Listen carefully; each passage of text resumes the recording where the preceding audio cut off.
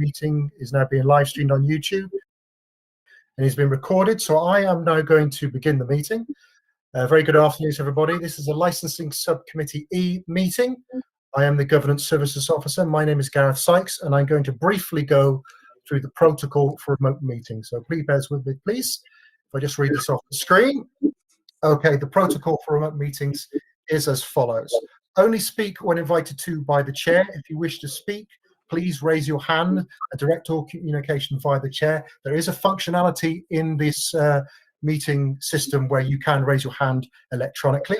If you wish to speak, please raise your hand and direct all communication via the chair. Will everyone please ensure that their mics are muted when they are not speaking, apart from the chair, who does not need to mute their mic at any stage. When speaking, be succinct and do not exceed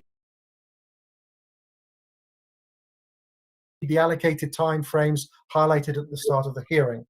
If you're referring to a specific page or picture in a report, refer to that specific page and picture, please. If you're having any technical difficulties, please use the chat functionality in Google Meet to alert the IT officer to those technical difficulties, please. Please do not use the chat function to put any formal questions to this licensing subcommittee. Any persistent disruptive behavior will result in removal from this meeting. If there's any more than one application, the parties are advised that after each application is heard in turn, they are set out in the agenda pack, they're asked to leave the meeting, please. Applicants and other parties be asked to leave the proceedings after the item is concluded. Once all applications have been considered, and in this case, one application and one tends, the meeting will conclude, and the councillors and the legal officer, myself, and the licensing officer will remain at the meeting. So you will have to vacate the meeting, please. And that concludes the remote protocol. So we'll now go to the formal agenda for this meeting, beginning with the election of a chair for this meeting, please. Councillors. Can I propose Councillor Snell? Agreed. Thank you very much. So, straight on to business. Firstly, we probably need to clarify exactly who is here. So I'll introduce the council side first, and then perhaps the applicant and objectors can introduce themselves, and the other people, so we know exactly who's going to be speaking on this item. So I'm Peter Snell from Dalston. The other councillors sitting with me are Councillor Root from, I think, Victoria, and Councillor Sizer from Hoxton, and she will not stay for the temporary event notice because it's in the ward she represents, so she's not allowed to sit on that. Councillor Rathbone, I believe, is here not as a member of this committee, but because he takes an interest in things around Clapton because they're in the ward he represents. The other people from council officers, Suba is here as the licensing officer to introduce the report. Gareth is here as our admin person to make sure everything stays on board and we do stuff legally and we get accurate records of what's happened. And Amanda North is our legal advisor, and at any point we welcome her coming in and telling us where we've missed something or if we've strayed from the path, to make sure that we do make appropriate and legally compliant decisions. So that's most of the council people. Mario's here to make sure the computer works. Have we got anybody else on the call who is representing the council? Can you see anyone, Gareth? No, I can't, Councillor. I believe that is all the officers are here that should be here. Lovely. Okay, and so I'll introduce you then to the hearing procedure. I'm working off a paper agenda as well as some online papers, which is going to be kind of complicated, so bear with us, but we'll try and give everybody fair consideration, obviously. But in my licensing version, in my written version, there's a blue page that sets out the various stages of any hearing, and it does give time limits for each contribution. If we do get multiple people, other persons as we call them, residents, objecting and supporting the application, then we'd like them in advance to share that time between them. Otherwise, we're going to be here all afternoon. So I can probably be a little bit generous if there are a lot of people want to be heard, but please, the idea is get 5 minutes, and certainly I don't want 5 minutes for 5 people. So when we get there, we'll try and keep things up. Okay, let's go round and do some other introductions. So on behalf of the applicant, I see Blondies is up on the screen. Can you just explain to me who is going to be representing the applicant's interests? Your microphone is off, Liam. Hi, I'm Charmaine. I'm here for Blondies, but we have talking for us is Liam O'Hare, which is there, and then also we have Richard Vivian, who's also helping us out. He's the decisions. Councillor Snell, can you hear me? I can now. Thank you very much. Yeah. Thank you. So I will be doing most of the speaking for Blondies. But if there are any questions of a sound nature or anything to do with the noise impact report and the noise management policy therein, please direct your questions to Richard Vivian. Thank you. That's very clear. Okay, lovely. So,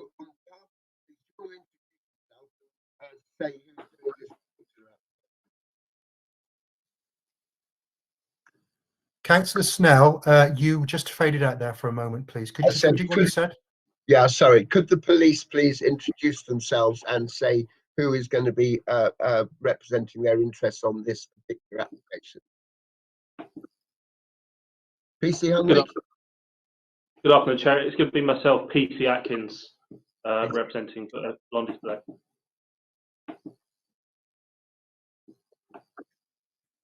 Lovely. Okay. Well, I think that's clarified who everybody is. So let's get on with the first item. Have I missed anything, Amanda?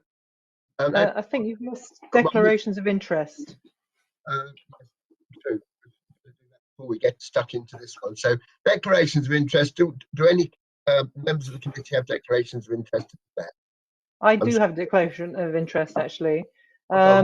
I don't think this is a problem, but I feel I should say that I'm the chair of trustees for Shoreditch Town Hall, which is a premise in the Hoxton area near where the Thames applicant will be on, which is our second item on the agenda.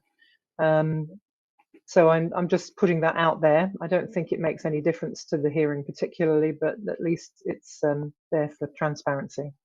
My personal view is that's a non-pecuniary interest, and it hopefully will mean that you have a better understanding of that party and, in fact, inform your decision. So I think that's fine in my view. But thanks for declaring it.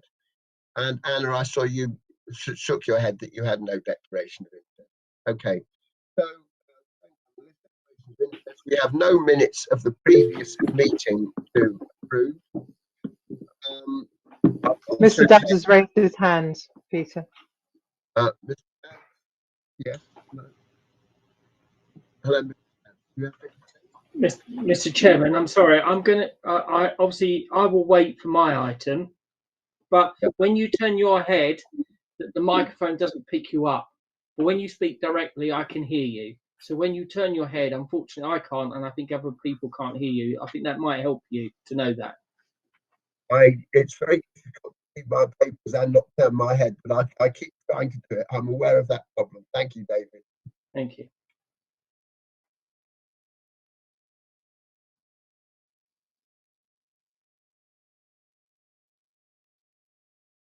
Hang on, where are we?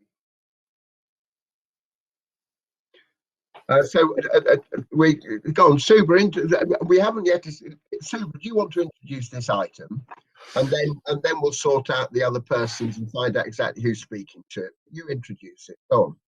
Thank you, Chair. Licensing service or receipt of an application for a variation of a premises license under Section 34 of the Licensing Act 2003 for Blondies, 205A Lower Clapton Road, to include recorded music and to authorize supply of alcohol for off sales, to extend the supply of alcohol for on sales, and to replace Condition 17 as stated within the report. Representation remains from the police and the other persons. We have received additional information from the applicant, which has been circulated. I have nothing else to add. Thank you, Chair. Thank you, very concise. So let's now finish off working out who's here for this application. So we have a number of letters from residents, other persons as we call them. Can I just work out exactly, can you speak up and introduce yourselves? And can I be told exactly who's hoping to speak to this item? Thank you. Jenny Preston, are you one such person? Hi, yeah, I am. And I'm also here for Michael George Hemus. And we both live directly behind Blondies. Oh, thank you.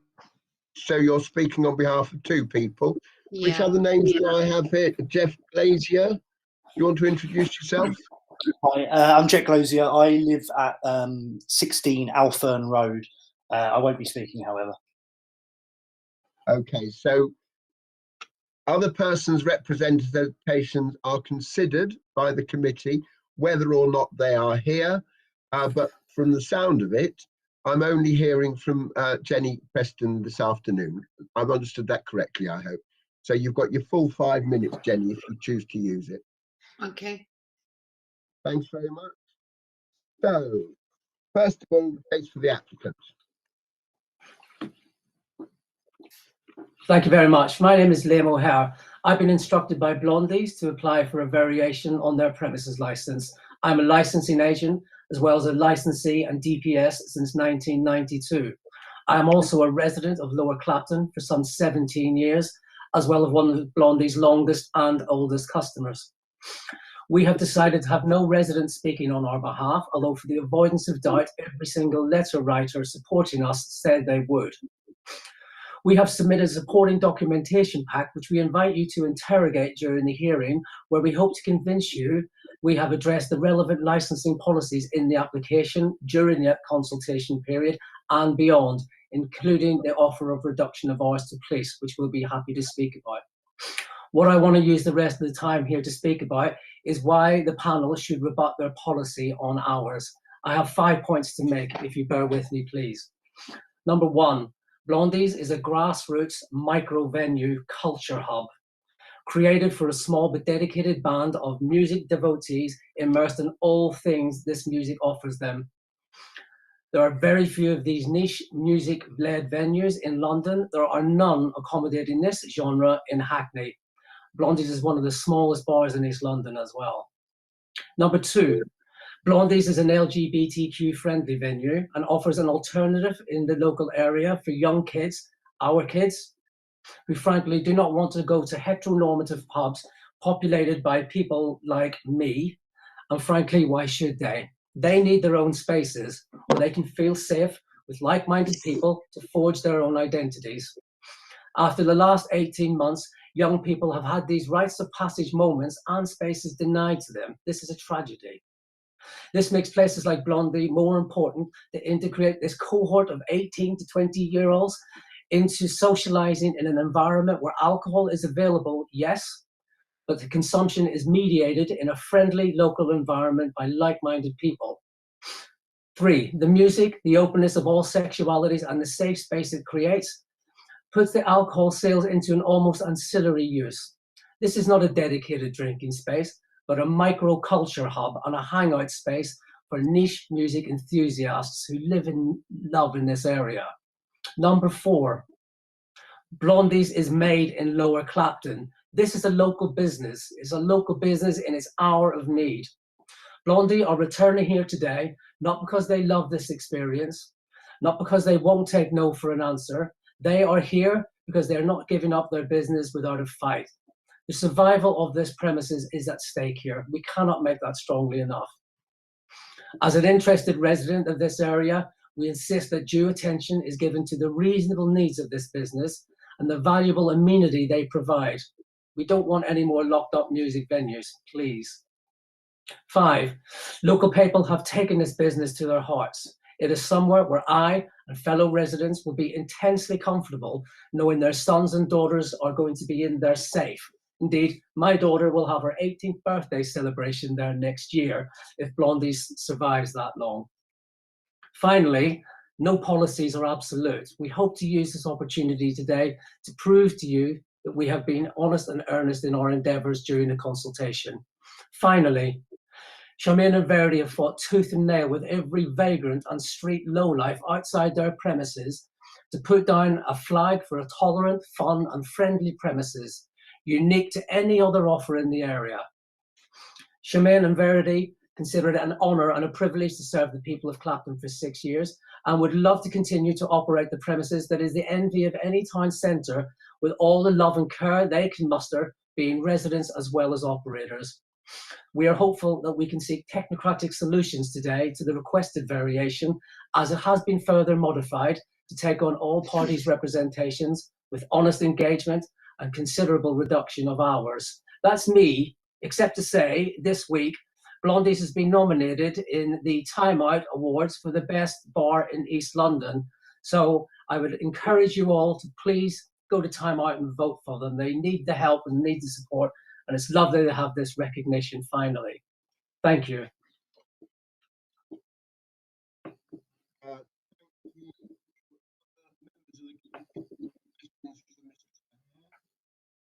And so, does the applicant have? I mean, you're going to bring in Richard now, or we can ask questions of all of you together, I think.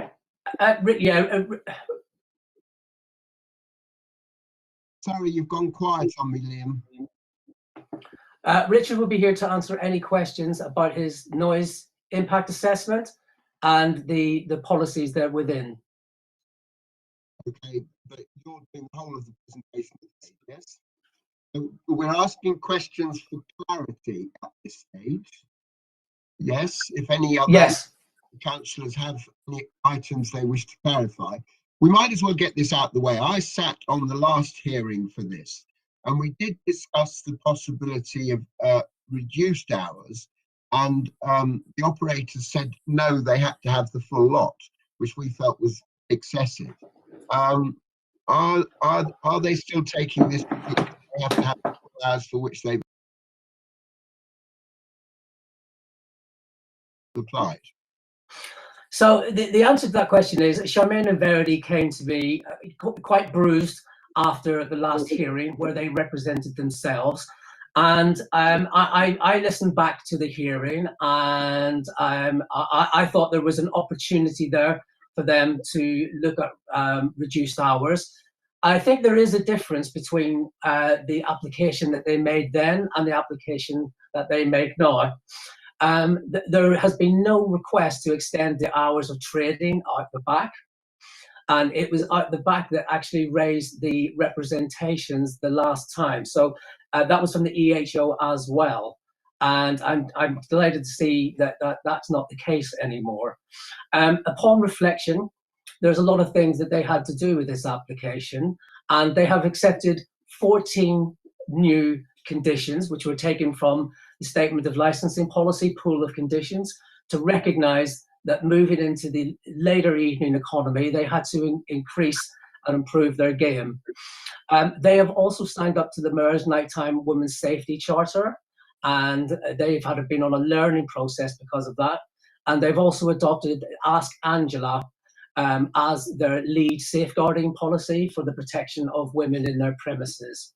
They have accepted in one of those conditions to install a limiter in agreement with the council, and Richard Vivian will assist in that in order to make sure that any noise outbreak they have is indeed reduced.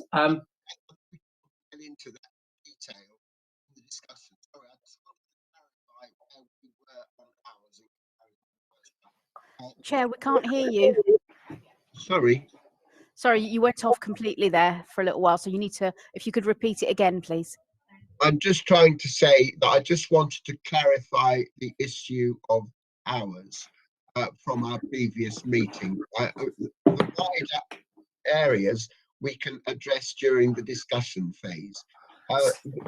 So Councillor Stelter, in our discussions with the police, we did revise down from the original application, the trading hours, on our second correspondence with them, where we suggested that we stop serving at 10:30 on Sunday night, 11:30 Monday, Tuesday, Wednesday, Thursday, Friday, Saturday, 1 o'clock.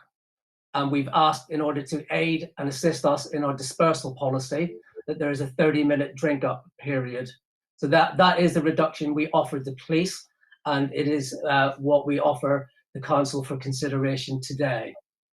Okay. Any other questions or clarification, Councillor Sizer and Councillor Root? Sorry, I'm just checking that. I've made a note correctly. 10:30 on Sundays, 11:30 Monday to Thursday? Monday to Wednesday. Monday to Wednesday. Then Thursday, Friday, Saturday, 1 o'clock, with a 30-minute drink up. So, Councillor Snell, in brief, there is a reduction in the original application as well, and the additional conditions as well. Okay. Thank you. We need to be clear on the Councillor Sizer. Do you have any clarification? Yeah, just wanted to double check. So the time between the drinks being stopped serving and the dispersal beginning is 30 minutes? A maximum of 30 minutes, Maximum yes. of 30 minutes. Okay, thank you. That was my question. Okay, so we move on to the next phase then? So basically, responsible authorities case, that is for the police to tell us how they've taken these revised offers from the applicant and what they want us to do about it. Thank you very much. Over to the police.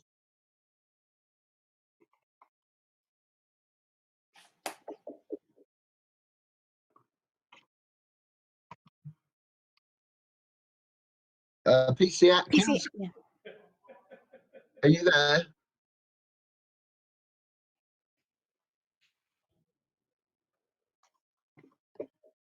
You're not coming up on our screen at the moment.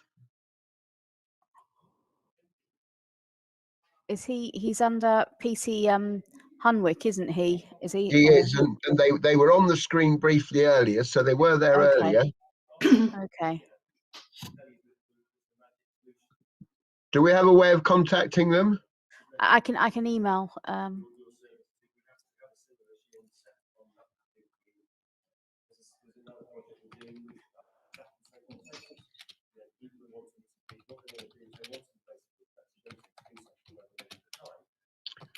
He's left the meeting. Perhaps he's trying to book in again. Yeah, he's trying to come back in.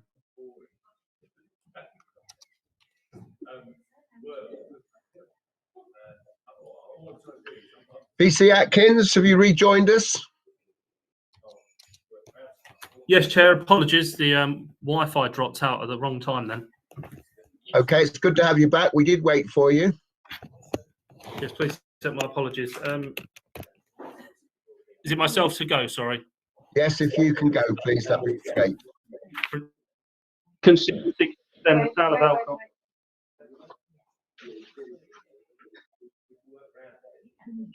Yes, I can. Sorry, I've been told you can't hear me from my colleague. Can I be heard at the moment?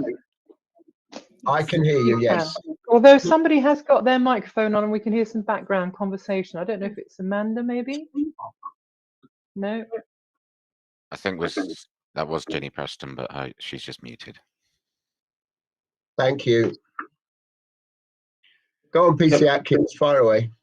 My apologies. So this application seeks to extend the hours for the sale of alcohol on the premises until the early hours throughout the week. The proposed extension of hours with the reduction that Mr. Hare has offered means that there will be an extra 1.5 hours of alcohol sales during the weekends. And these hours do exceed the statement of licensing policy. And although this premises is on a busy road, the property is on the opposite side of the road, and the roads that lead off it are mainly residential. And I'm informed that when this licence was first applied for several years ago, there were lots of discussions around the residents at the rear and the noise created by outdoor space. Please do have concerns regarding these extended hours.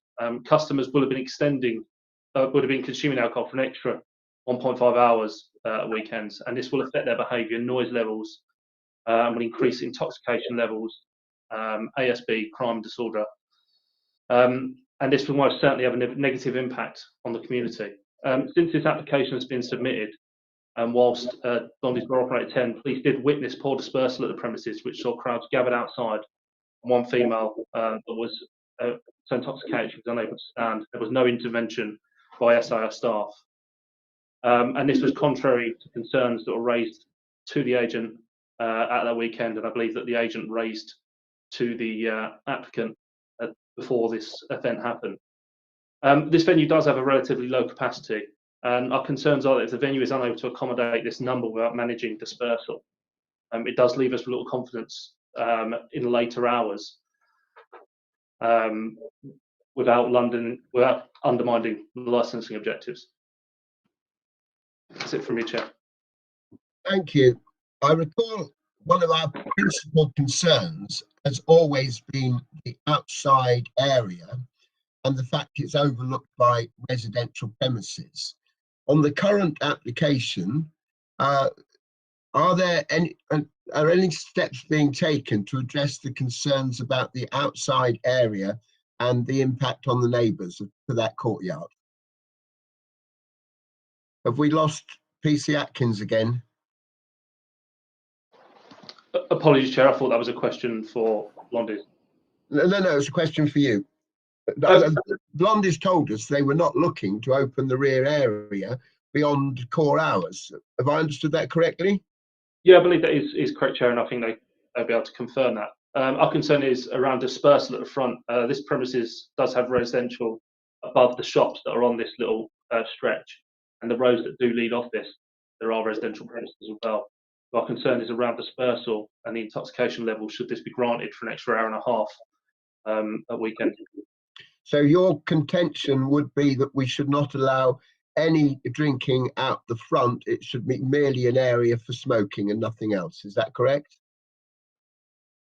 Chair, and it's the late hour that we're open to. The dispersal that we saw, well, it was myself and my colleagues saw that weekend where we had crowds gathered outside, was after closing at 3 o'clock in the morning, or just before 3 o'clock in the morning at dispersal. Thank you very much. Clarification, Councillor Sizer, Councillor Root.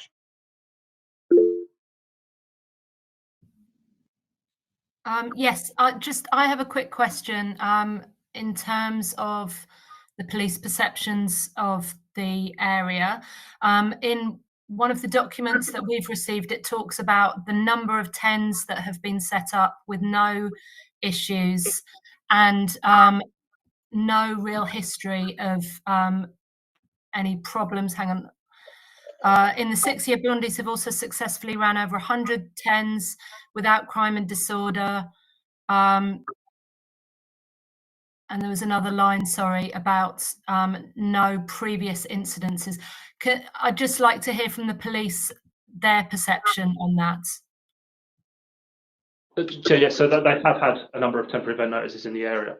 What would say that, I mean, these are temporary events. They don't extend the hours for the entirety of the week and every weekend, and they are limited to number each weekend. The incident that we have seen at late hour was on a temporary event notice, and that was the last time we had interaction with the venue, or I had calls to go down there. Okay. Thank you. I wonder, I'd just like to know a little bit more about that particular event and you know, how you said that there were crowds gathered outside at dispersal time. I wonder what time that was, if it was linked to a Thames event. Was it 1:30 in the morning? Was it the sort of time we're looking at for these extended hours? How many people were there actually in this crowd at the front door? And, you know, I suppose, you know, talking about one isolated event and trying to draw too much, read too much into one event is a bit worrying. I wonder if you've got any other examples that you might draw on to illustrate. So since that incident, the only other time we've been down there was, I believe it was a week or two ago. I'm on the understanding that SI have changed recently, that we didn't see much interaction with SI. That wasn't too many people outside. This particular incident, if you please, I'm just going to double check the time for you now, was at 2:55 in the morning, and that was operating on a temporary event notice on that occasion.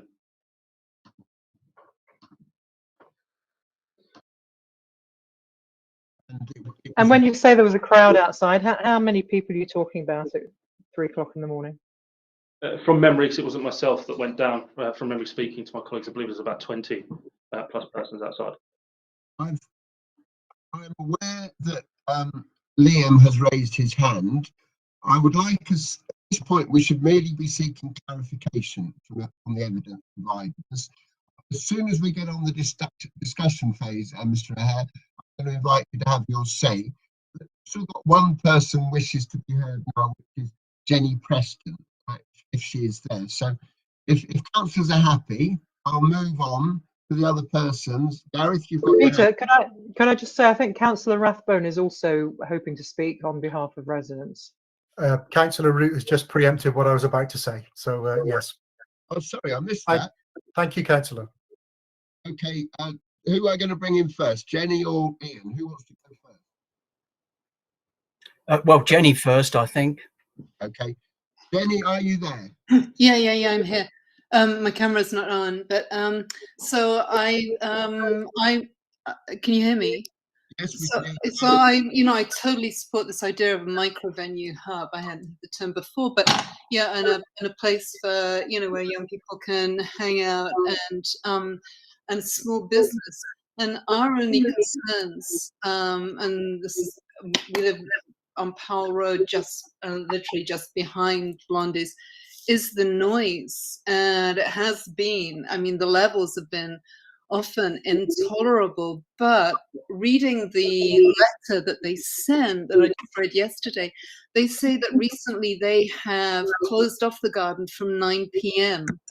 and that and so the music hasn't been so noisy. They say, have we noticed a difference?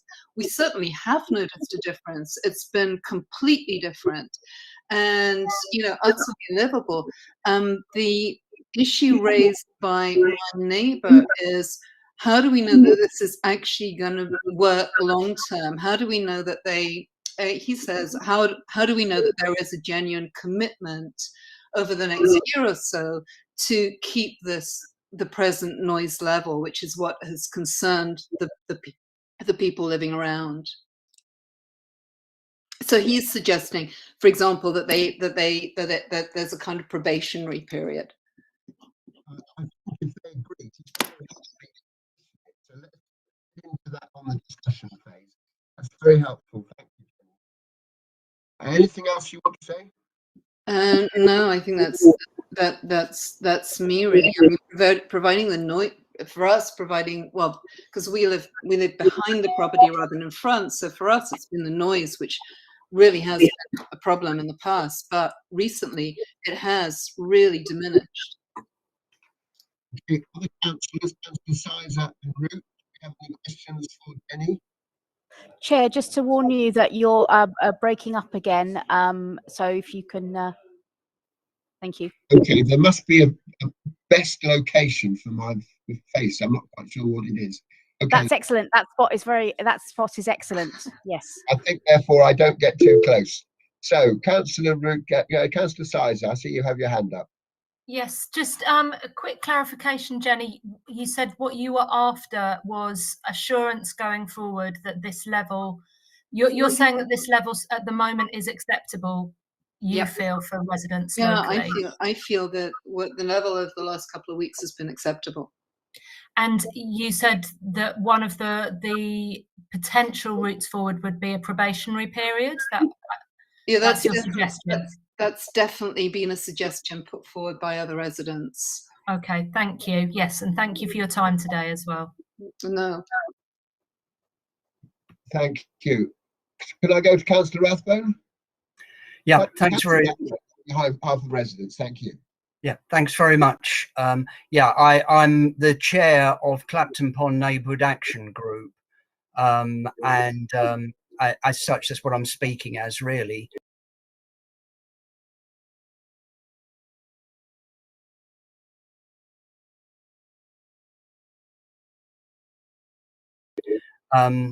Also, my colleagues in Hackney Downs Ward, which is Blondie's is actually in Hackney Downs Ward, they do share concerns. Funnily enough, it is literally the Powell Road residents that they are sharing the concerns of. Unfortunately, nobody was able to be here today, but I just wanted to raise that. My concerns on behalf of residents is to do with the front of the bar and the sound that travels across the pond, as it were. And just to say as well that I have visited Blondies a number of times myself, and a few years ago when we had a really serious drug problem and a prostitution problem, we all worked together, the CP NAG group and Blondies and other shops, to fight off that, to make sure that we kept our shopping area clear, and not be living in fear, which is what some people were. So and the people who are on Appendix C2 on the whole say that they like Blondies to be there. It's just that they're not behaving properly. That's the problem. And it seems like they don't seem to listen to what's being said to them about things like people hanging around on the street after hours, including the usual stuff all down the roads of Newark, Thistlethwaite and Mildenhall and Millfields, all experienced people coming from Blondies. And if somebody wanted to say, well, how would they know? Believe me, we've spent 15 years fighting to get this area in the way that it is now. So it's traced back, and people have got to know where the trouble starts, whether it's the heart or whether it is Blondies or somewhere else. So there is an affection, but at the same time, there is that problem. Residents are particularly concerned about the noise, which does carry across the pond. There has been some studies done of why the noise carries, whether it's to do with the water that's there or whatever it is, but people can clearly hear what goes on in Blondies, even though there's traffic flowing past as well. So that's a very big concern. And another big concern is obviously the after hours, and I cannot see anything useful about being after hours at all. And as far as it goes, as a group and as councillors, we fought to keep, and with the help of the licensing committee, we've fought to keep licensing hours until midnight in that area. We don't want another Dalston here. And I've been to this committee before and I've said this, we do not want, and when one club or bar or whatever it is tries to get extra hours, sure enough, others will follow. And we are really concerned that that does not happen. It's a quiet area. It's a residential area. Blondies can fit in if they really want to, but certainly not having extended hours will affect that. It affects school children as well. I know one resident has made it clear to me that there's noise in their road which comes from Blondies, and they're not very happy about it. So if you look at our objection in Appendix C2, you see that people are saying that as well, that there is a problem to do with littering as well, and there is also a problem to do with people hanging around during the evening as well, not just late at night, hanging around outside, making a noise and just blocking up the pavement and causing problems. That's not every night. It's just some nights that happens. And again, it just demonstrates that there's not sufficient control by the proprietors of the outside of the pub. Sorry, the bar. That's a very clear presentation. Councillor Sizer, Councillor Root, any clarification needed before we head for discussion? No? Okay, so we're going to go into discussion. I think it's very clear what the issues are, and I would suggest, I'll get in the right position again, I would suggest that the issues we're hearing about is noise pollution and dispersal policy, and also people congregating in a busy street. So I promised that I would first go to Mr. O'Hare because he had his hand up earlier. So perhaps you can address the concerns that have been raised to us today, and then we'll get into a general discussion phase. Mr. O'Hare. Thank you very much, Councillor Snell. I put my hand up just in discussion regarding PC Atkins' observations on the evening when they turned up. And I wanted to offer a little bit of context. The night in question was Halloween. Halloween is the busiest night of the year for Blondies, and they sought a temporary event notice to go on till 3 o'clock in the morning, and they stopped serving at 2:30. The police were right to observe that there were issues regarding dispersal. And as a result of that, a few things happened. A new dispersal policy was devised, as it always should when something happens that challenges an existing policy. That policy is laid out for you, and it breaks down every 15 minutes what should be happening inside the venue and what should be happening outside the venue. So I think that should be given some due care and consideration.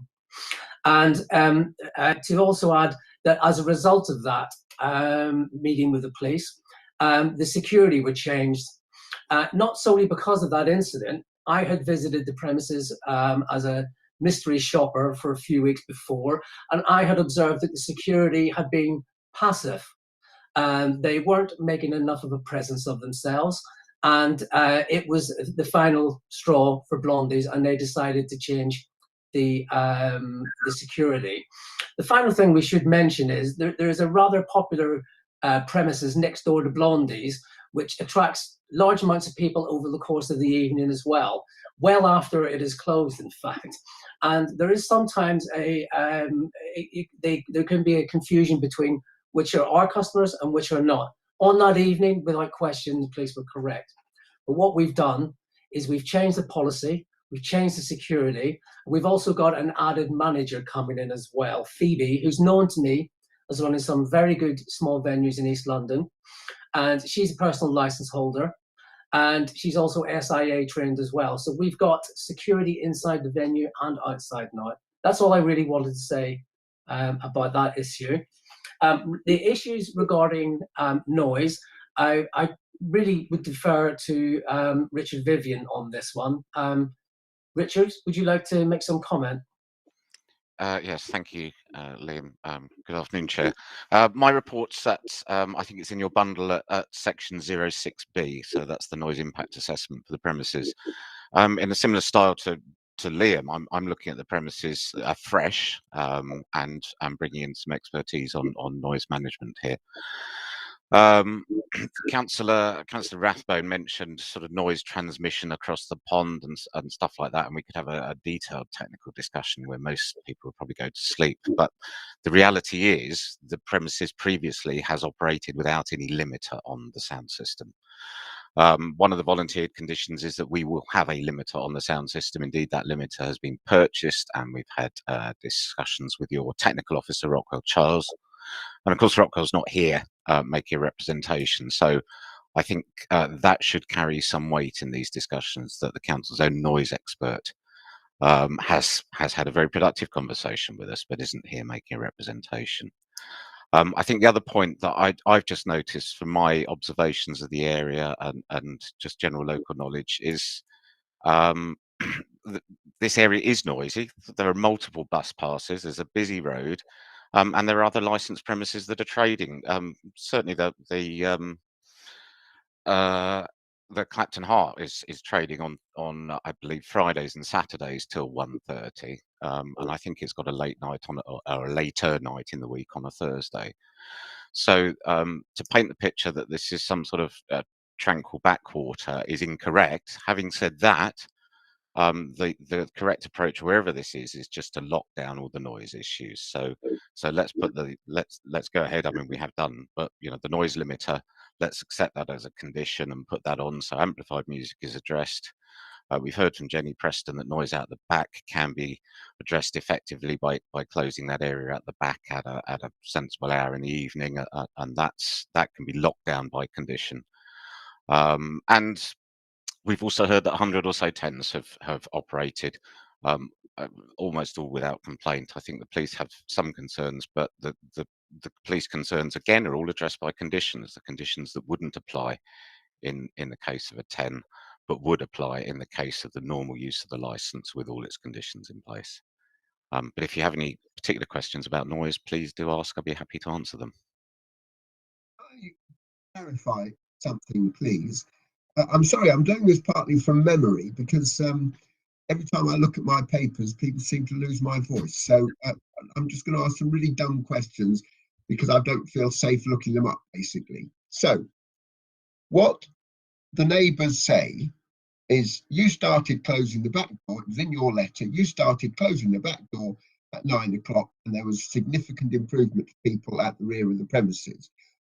Have you said that you're going to carry on doing that in future? And if you haven't said it already, would you be happy if we put in a condition to say that the back door was going to be closed at 9 o'clock every night? I believe in the application it was put in as 10, but I think Liam will confirm where we've got to on discussions there. Councillor Snell, I cannot access the pack at the moment, but in our letter to the residents, which was sent by the licensing authority last week, we've actually offered 3 things to the residents at the back. We have offered to build a extended new acoustic lobby at the back, which will afford further protections for the residents, even for accidental outbreak. We have offered telephone numbers to the managers who are working, 2 telephone numbers. The managers may change, the numbers won't. So if there are any immediate instances of a noise outbreak, they have got an immediate way of dealing with it. We've also offered a twice yearly meeting with residents as well, so we can discuss any problems that arise, any way that we can seek improvement. And it's just the way of it's very typical of Charmaine and Verity to commit to making this investment unconditionally, and that stands for now as well. You are going to limit outside the open. I'm sorry, I can't hear you. I said you have committed to close the door to the back, the open space, from 10 o'clock, not 9 o'clock. Is that what you're saying? 9:30 at weekends and 9 o'clock during the week. Thank you very much. On the discussion, just one more point, and then I'll let other people come in on this. This noise limiter. I mean, explain to me about noise limiters. I know you've discussed it with environmental protection. This decision will be made on the evidence in front of us, and so we can't really take what you're saying as what our officer would say. But talk us through this noise limiter. Are we talking about decibel controls? Are we talking about controls of different frequencies? And exactly how often are you going to be discussing it with, what would happen if it wasn't working? We got complaints from residents. What ability would our environmental protection officers have to come and see you and amend the controls? Well, Chair, it's a very standard device, so it's used in a lot of premises, that have amplified music. And I believe there is a standard wording condition within the Hackney SLP for limiters. We would normally favour the condition and the wording, and we have proposed this, that the limiter is set at a level that is agreed with an officer of the local authority. So this would be Mr. Charles in this case, but could be any officer, and that is then set as a condition that can be revisited at any time. But a limiter is in its modern guise is like an automatic volume control. It's a volume control that if the band or the DJ tries to play the music too loud, the volume is automatically reduced to the level that's been set. So there's no opportunity for it to go any louder. It's not like the old-fashioned devices that turn the power off and therefore everybody boos and makes a whole load of noise themselves. It's just a level that means that the sound system doesn't go louder than a preset level, and that level is a level that's agreed with one of your officers. Thank you. I think I've hogged enough of this meeting, so I'd like Councillor Sizer or Councillor Root to get involved in this discussion, and I will bring Amanda in later because I know she had some concerns about capacity. But first of all, Councillor Sizer. Thank you. Yeah, it was around safety for women and girls. So it's encouraging that you've signed up to the Mayor's Charter and also the Ask Angela initiative. But I would say that in some ways that these are bare minimum rather than anything specific to that venue. I would say that Ask Angela should be something that all venues should be implementing. So what is it that's specific to your venue that's going to ensure safety in the area and for women and girls? Thank you very much, Councillor Sizer. I agree with you, and I do see a time where welfare and vulnerability engagement programs such as Ask Angela are conditions. What does Blondie do different? Blondie's a micro venue. I don't know if you've ever been inside it before. It's the size of a bus. It's a long bus. It's occupied by a bar, which you can see all entrances and all exits and the loos. And you have got a small and dedicated team who have come back after lockdown and are back working again. They work as a team. They've got each other's backs. They understand what's going on. They understand non-verbal communication. And what you have now with the welfare and vulnerability training engagement going on is you've got heightened awareness. And that is not something that we will adopt and it goes away. We will look to improve that, and we will have that in terms of new staff. When they come in, they will be trained on this as well. Ask Angela is a bit like Challenge 25. You've got to be recording these challenges and have a sufficient response in order to make the policy effective. And that's having a small, close, dedicated team does. They work as a team, they work together. And that's how we're going to make the policy exemplar.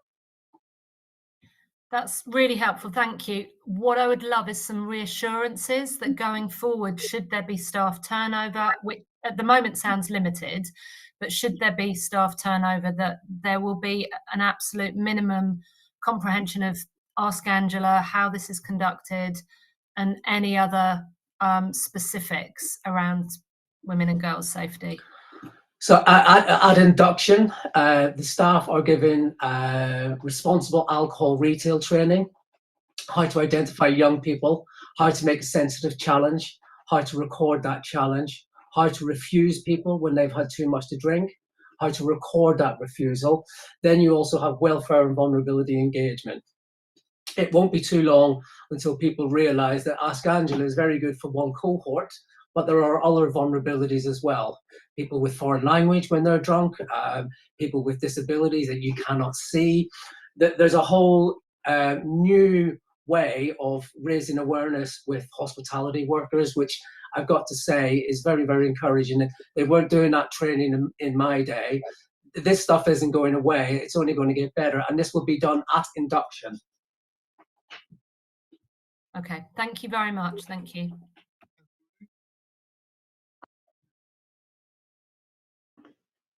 Can I go, Peter? Is that all right? Please, yes. I've got a few questions, really. One is around Thursday nights.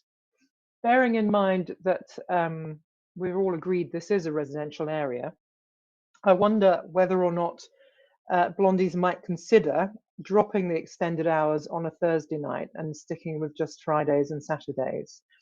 I'm sort of mindful that, you know, we've got children going to school and what have you on a Friday morning after a Thursday night. So I wonder quite how crucial is that Thursday night to you? Second question is about future TENS applications. One thing that might reassure local residents is if you were to given an assurance that if you are going to have your hours extended, that you wouldn't be having TENS applications for 3 o'clock in the morning events like the Halloween one that you just described.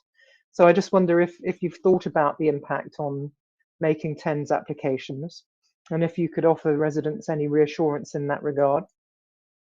And the final thing was just, Jenny suggested something along the lines of a trial period to see how things might work.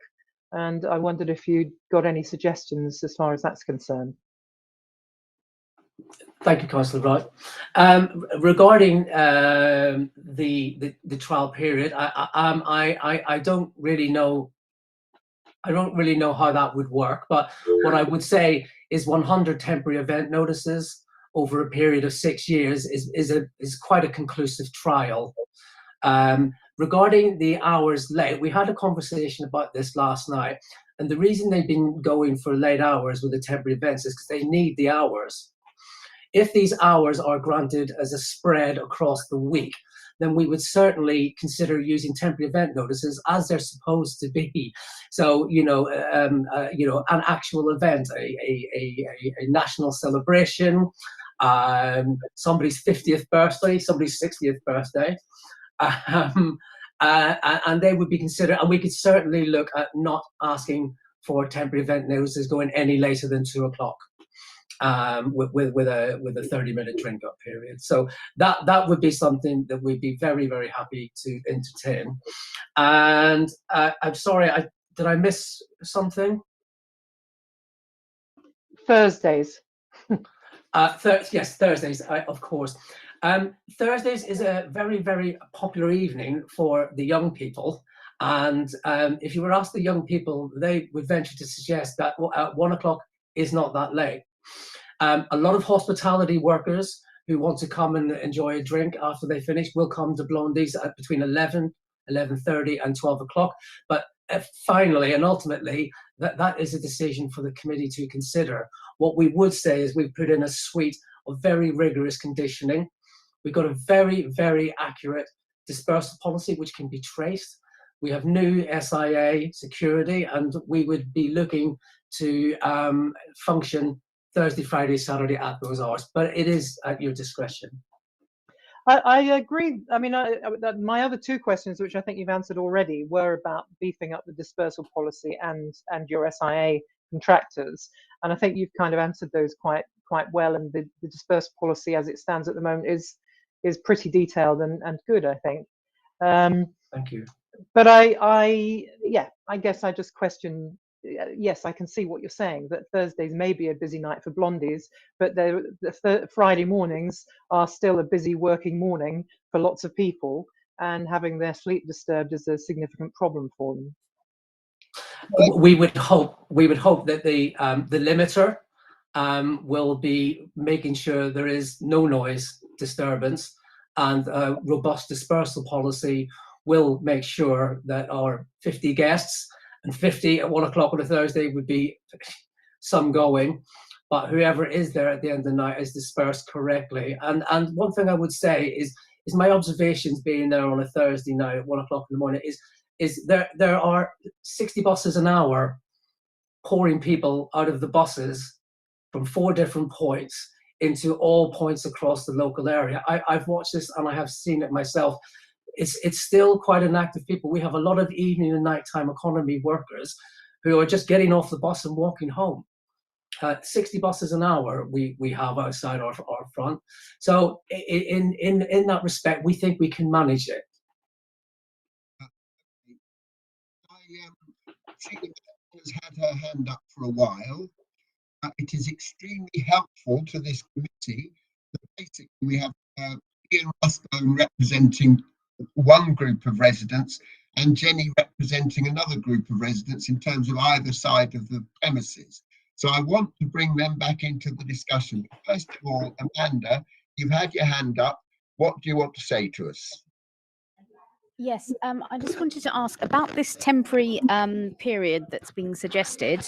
Was that suggested at the time of the consultation?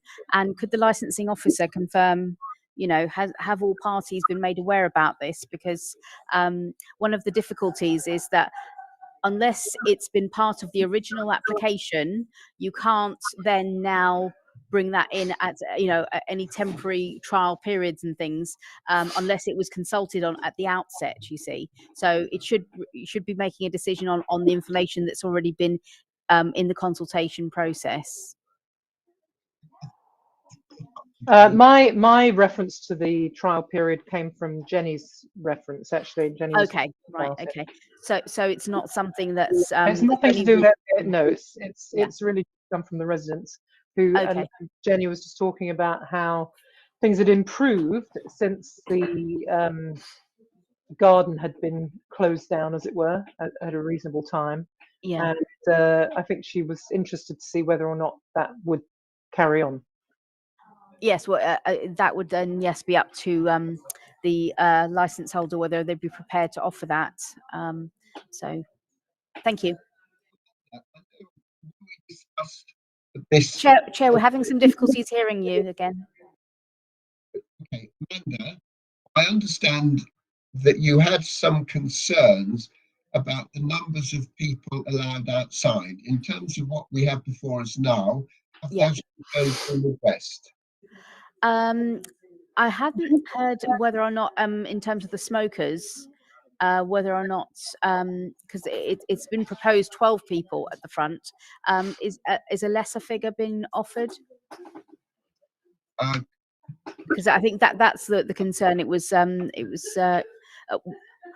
what we were thinking is maybe, I don't know whether or not the license holder would consider the level of smokers to be what would be accepted by, for example, environmental protection, which would be about 6 people at the front of the premises. Okay. On that, go to Jenny and go to Ian. Come back on that one quickly, Ian.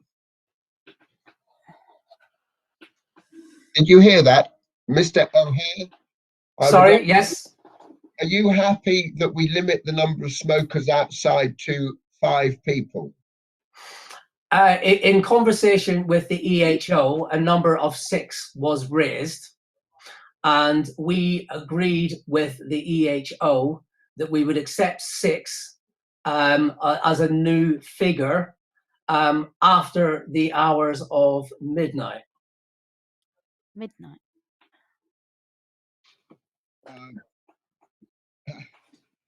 Okay, I think if we have... Chair, I think it's after 10 o'clock, not after midnight. Just let me see if that's okay with my client. Okay, while you're summing up, Jenny, I see you've got your hand up.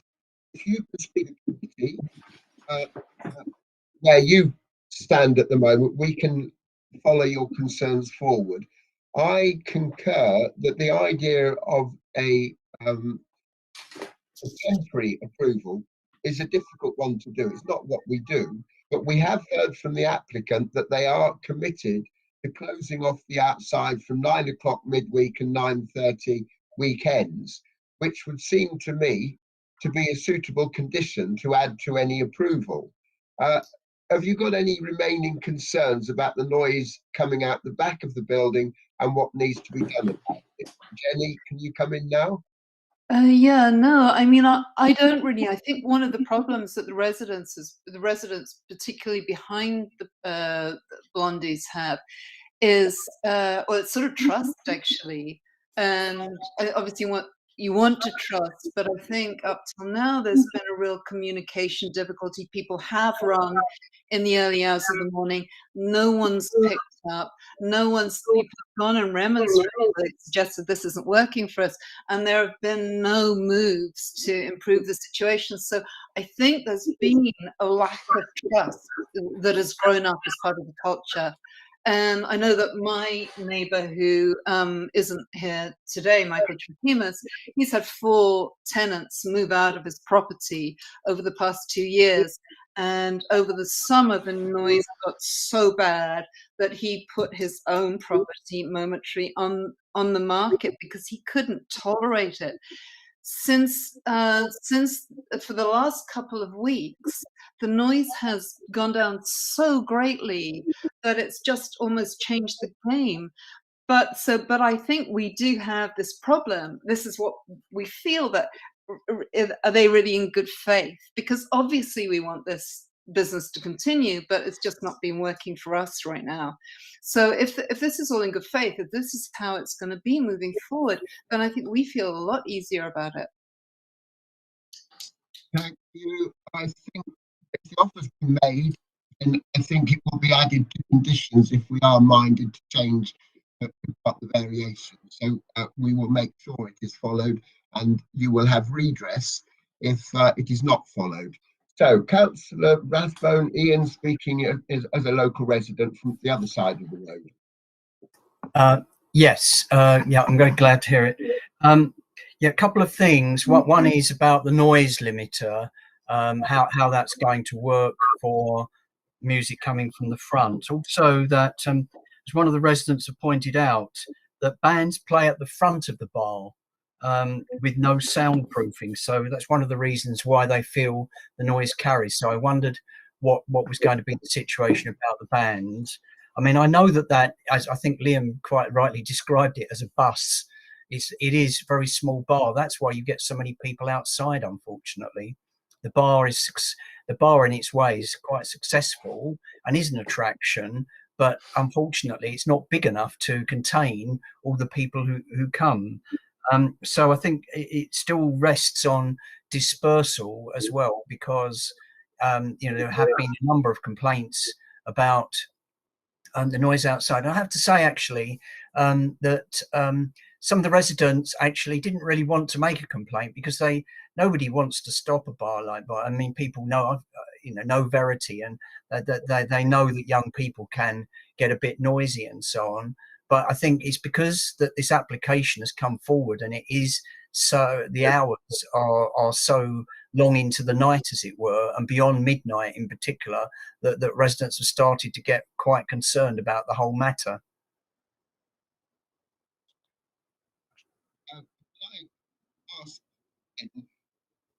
Do you feel there's been significant improvements in the new dispersal policy we presented? And is there anything more we can do to stop noise coming out the front windows?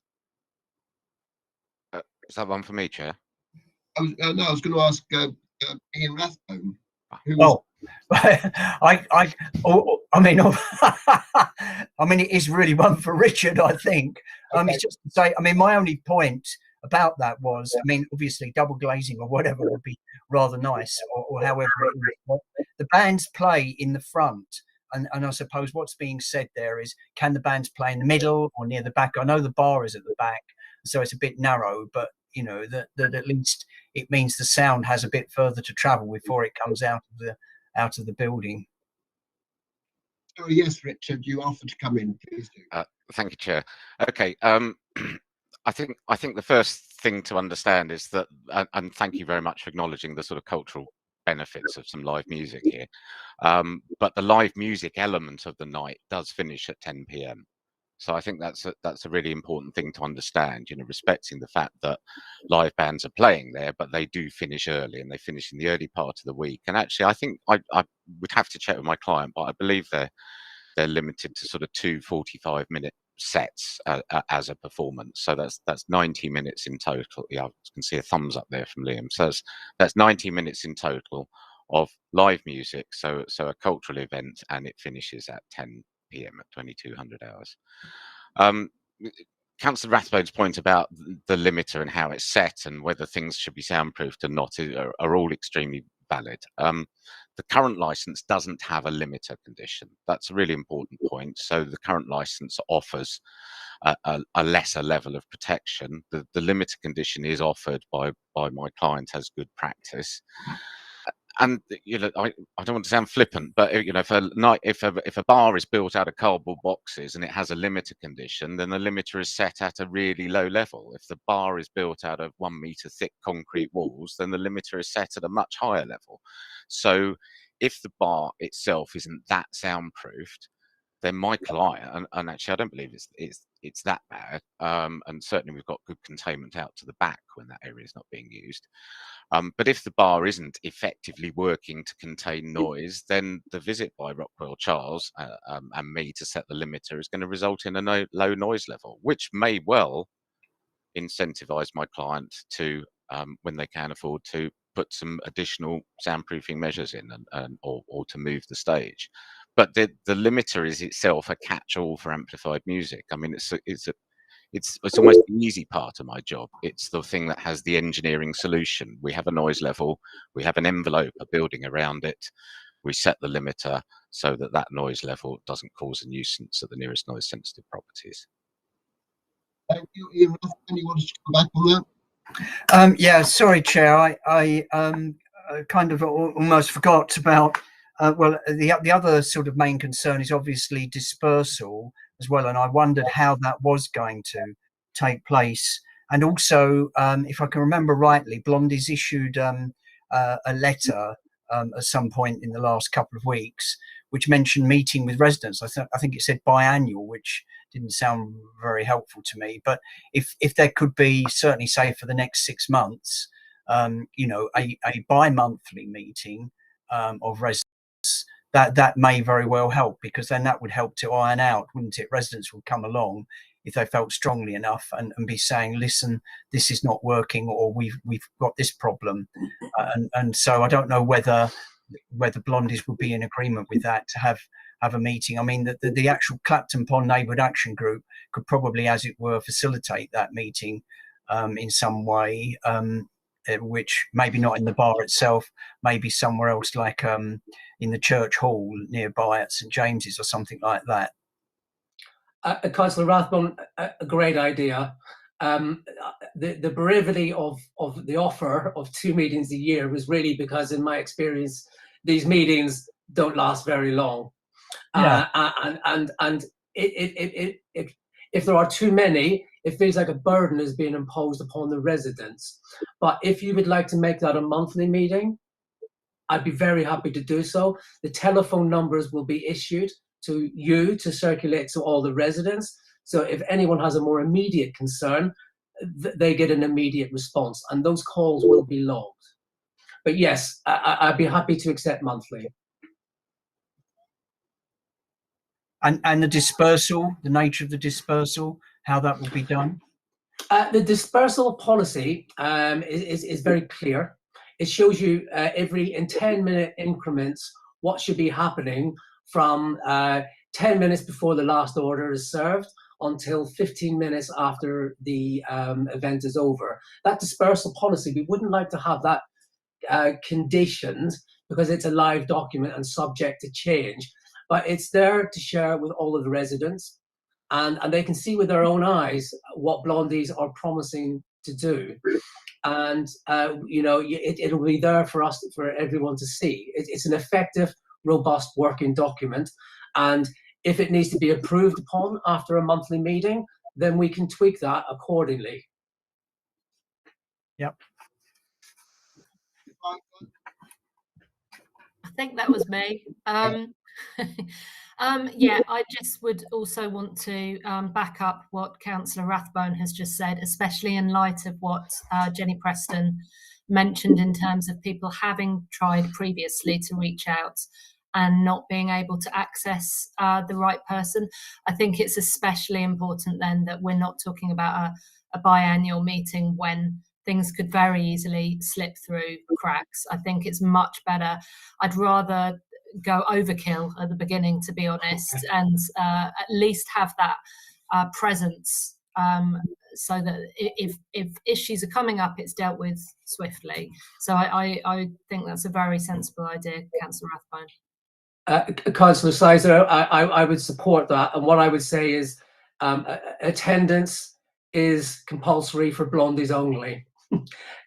So if residents want to dock out, then by all means, that's fine. We understand.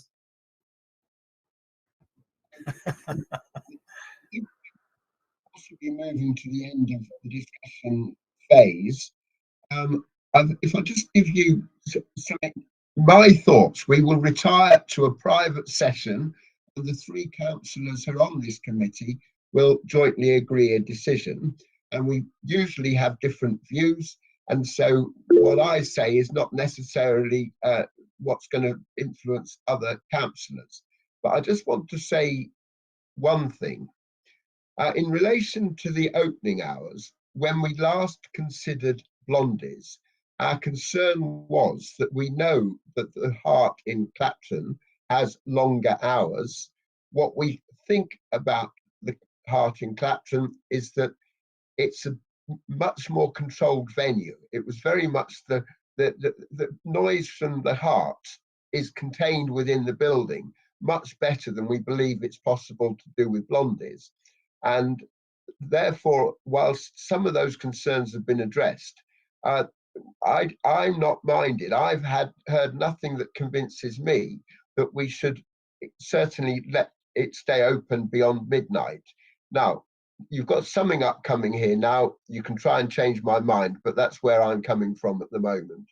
And certainly make it very clear that the offer that was put to the neighbours in your recent letter, I understand that you don't object to that being written up in conditions, and those would be written conditions that would apply to the license if we agree to change it. I think the only last point that I would make, sorry, I'm doing this from memory again, because I want you to hear me, but to suggest that we're going to have better noise control is not true. You know, at the moment, the noise is supposed to be at a level that allows people to have a normal conversation in the bar. Clearly, you have not been following that. So we will try and work with you in a way that keeps the customers happy, but also keeps the neighbours happy. So, but please don't pretend that having a noise limiter is some way an improvement. The reality is you've not been running the bar so far consistently with the current conditions on the license. As I say, I'm doing that from memory because I don't want to lose the microphone. So those are the things I'm going to throw in the discussion. I don't know if any other councillors want to throw some thoughts into this discussion now, because then they can be picked up while you're summing up your arguments. Councillor Sizer? I mean, for me, it's always going to be that balance of wanting a business to flourish, of course, and some many good attributes within this business that I can see, but also really wanting to safeguard residents as well, who've been slightly put out the last few months at lack of interaction. It's a balancing act always. Some of what you've said has reassured me personally. And I think the openness to engage really much more fully with residents is useful. But yes, it'd be interesting to hear a summary as well, please. Councillor Root?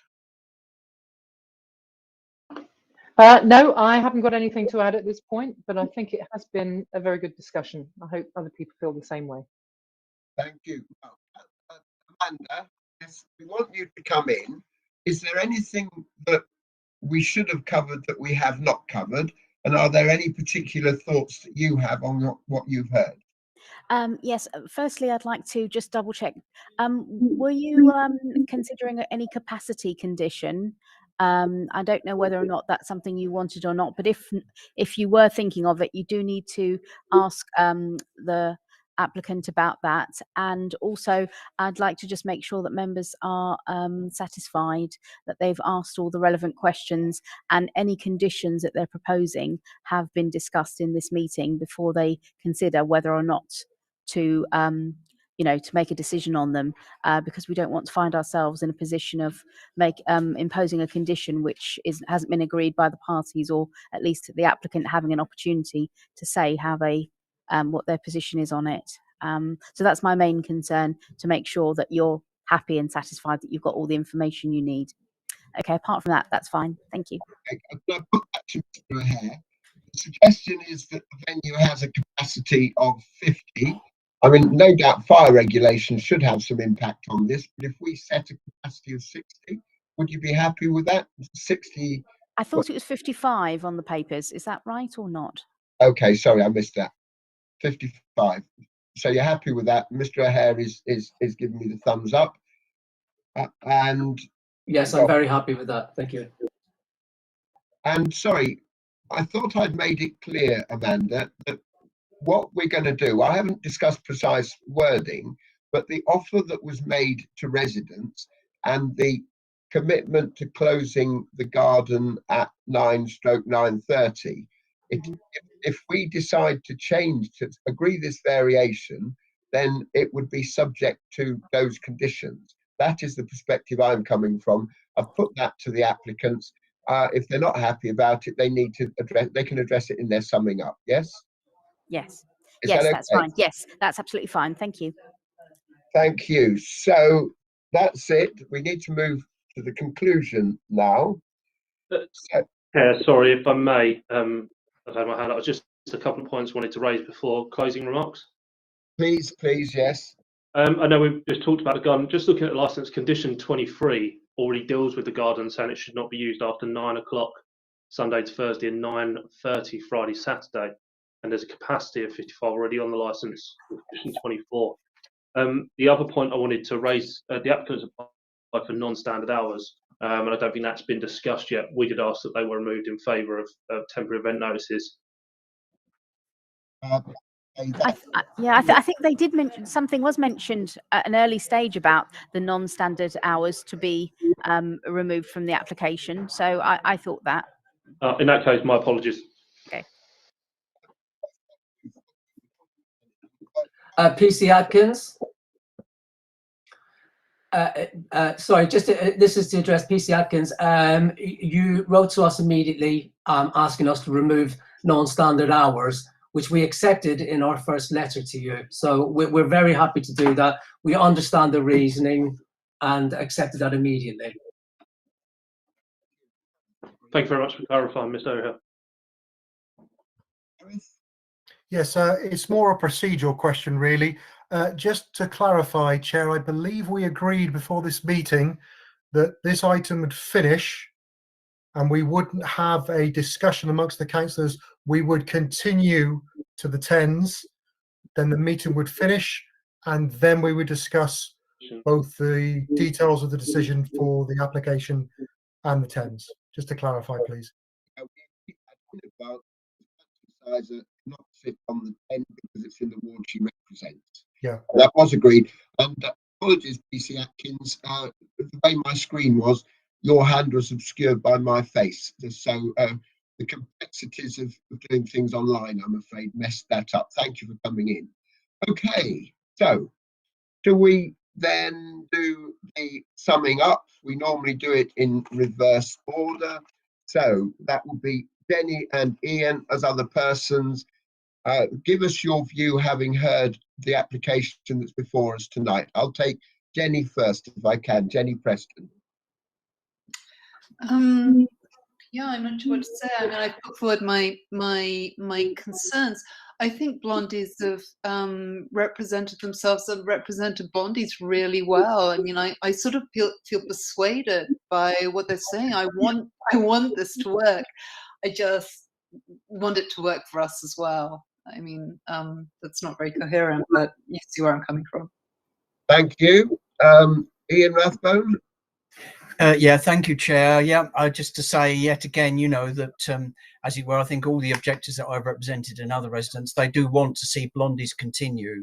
It's just been to do with, or as it were, some of the disorder and noise and so on. But if that can be solved, and maybe the meeting each month, which I dare say won't last more than 3 or 4 months at most, because everything will be working hopefully, then I'm quite happy to go on, you know. Thank you. And we carry on through in reverse order. PC Atkins, are you reassured? Are you still objecting to this variation? Chair, I think it's just the later hours at the weekend that were concerned, and dispersal, because there is residents above and across. I think that just remains. Thank you very much. We'll consider that in making our decision. And who have I got next? I think I've got the applicant. So you've heard where I'm coming from. I don't know where other councillors are coming from, but we've got similar areas concerned, I think. You want to just try and address those in your summing up? Yes, 1 second, please. I get my notes. Firstly, I want to say thank you for your time today. We thank you for having the opportunity to show you that Blondies has the best intentions for this premises license. Our core values are sound. We have hyper-local knowledge of the area. We have a large dedicated following who want to support us. The additional conditions recognise that a higher standard of operation is required in the evening. And we do believe, Councillor Snell, that the limiter in place does afford better protections. The tighter conditioning that we have offered, the 14 extra conditions, will also do that as well. We have new security with a better brief. We have a more detailed dispersal policy. We have a very, very good noise report, which if I could just ask you to consider in document 6 in the bundle, section 5.0 on page 8, addresses noise from people outside in the smoking area in very, very great detail. We have an agreement with the EHO, and that is very encouraging compared to the last time. We've got very, very strong local support. A lot of people want to see Blondies getting the support that they require, because if they don't, Blondies will be no more. This is not hyperbole. We will seek constant outreach with the residents. We will, and Councillor Rathbone, and with the police, to always look for common ground.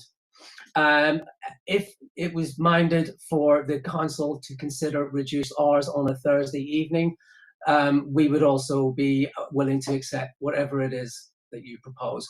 But bear in mind that we are looking for slight advantage across the week rather than big events. We ask that our claims are genuine exceptional circumstances to policy. And speaking as a resident now, I want the committee to understand the value, the amenity the space provides, and it is very much valued by the residents here. We've engaged in positive discussions with all the RAs and hope to have shown doubting residents that Blondies will emerge from this application with the opportunity to build on the success of the last 6 years, further cement themselves in the affections of the local customers. Blondies is not a crime generator. It's a safe space for its guests, and it provides a level of protection from the surrounding area with the SIA guard that it has on patrol all the time. That has improved the area, very much so. The address sits within a noisy and vibrant area post-midnight, and there is a lot of traffic, a lot of noise, but whilst residential amenity there, it is a busy area, and we think with the enhanced management and the robust conditions that we've put in, there is an opportunity to give an extension of the hours that can be absorbed into the current operation with minimal impact, particularly with the added conditions. Thank you very much for taking the time to speak to us.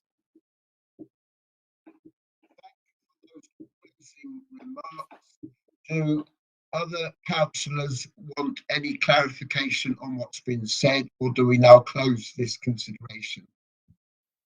No. I've heard enough, thank you. And Councillor Root, I think, is happy. And Amanda, you're happy. Lovely. Everybody's happy. Okay, so at this stage, people involved in this discussion, if you leave the meeting, Councillor Sizer will leave the meeting, but we will reconvene after the 10 consideration, and then we will make our decision. Amanda, do you want to explain to people here when the decision will be published and it will be available? Yes, we aim to have the written decision available in 5 working days. But if you contact the licensing service tomorrow morning, you should be notified of what the summary of the decision was, so that you can hear initially whether or not it was successful, and the written confirmation will follow in 5 working days. Thank you, Amanda. Thank you. I think we've had a very civilised discussion, and I can see at least some of you got your fingers crossed. I think we all have our fingers crossed for an outcome which keeps everybody happy. So good luck, everybody. And we'll close this item and just reconvene for the temporary event notice down in Shoreditch. See you later. Thank you, everyone. Thank you. Okay, thanks. Hope you get better soon, Liam. So in terms of who is going to remain, then obviously myself, the legal officer, licensing officer, Councillor Root, Councillor Snell, Stuber, Mario, obviously his IT support, and Mr. Dads. Just bear with me one moment, please. I've just got to just do an adjustment in my room. Hang on a second. Yeah, sorry. Peter, I wonder, could we have 5 minutes to make ourselves a cup of tea or something? Yeah. Okay, yeah. Would that be all right? Yeah. It's just, we've been, since we had a pre-meeting as well, it's just... Of course, and I forgot to mention, of course, the police will be remaining for this meeting as well. Apologies, officers. Yeah, Gareth, it'll be, I mean, it's still going to be under PC Atkins because I'm on. Yes, yeah, apologies, yeah, sorry. When I was saying who was remaining in the meeting, I forgot to mention the police. Apologies. That's fine. Chair, are Can we we okay to have please, the 5-minute break? please read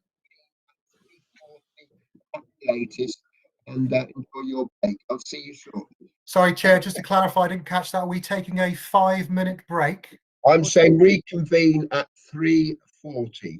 Through Three. 10-minute break. 10-minute break. Okay, all right, I believe everybody's heard that, so we will reconvene at 3:40. Okay. Okay, thank you. Thank you. PC Hunwick, are you there? Yeah, Amanda, good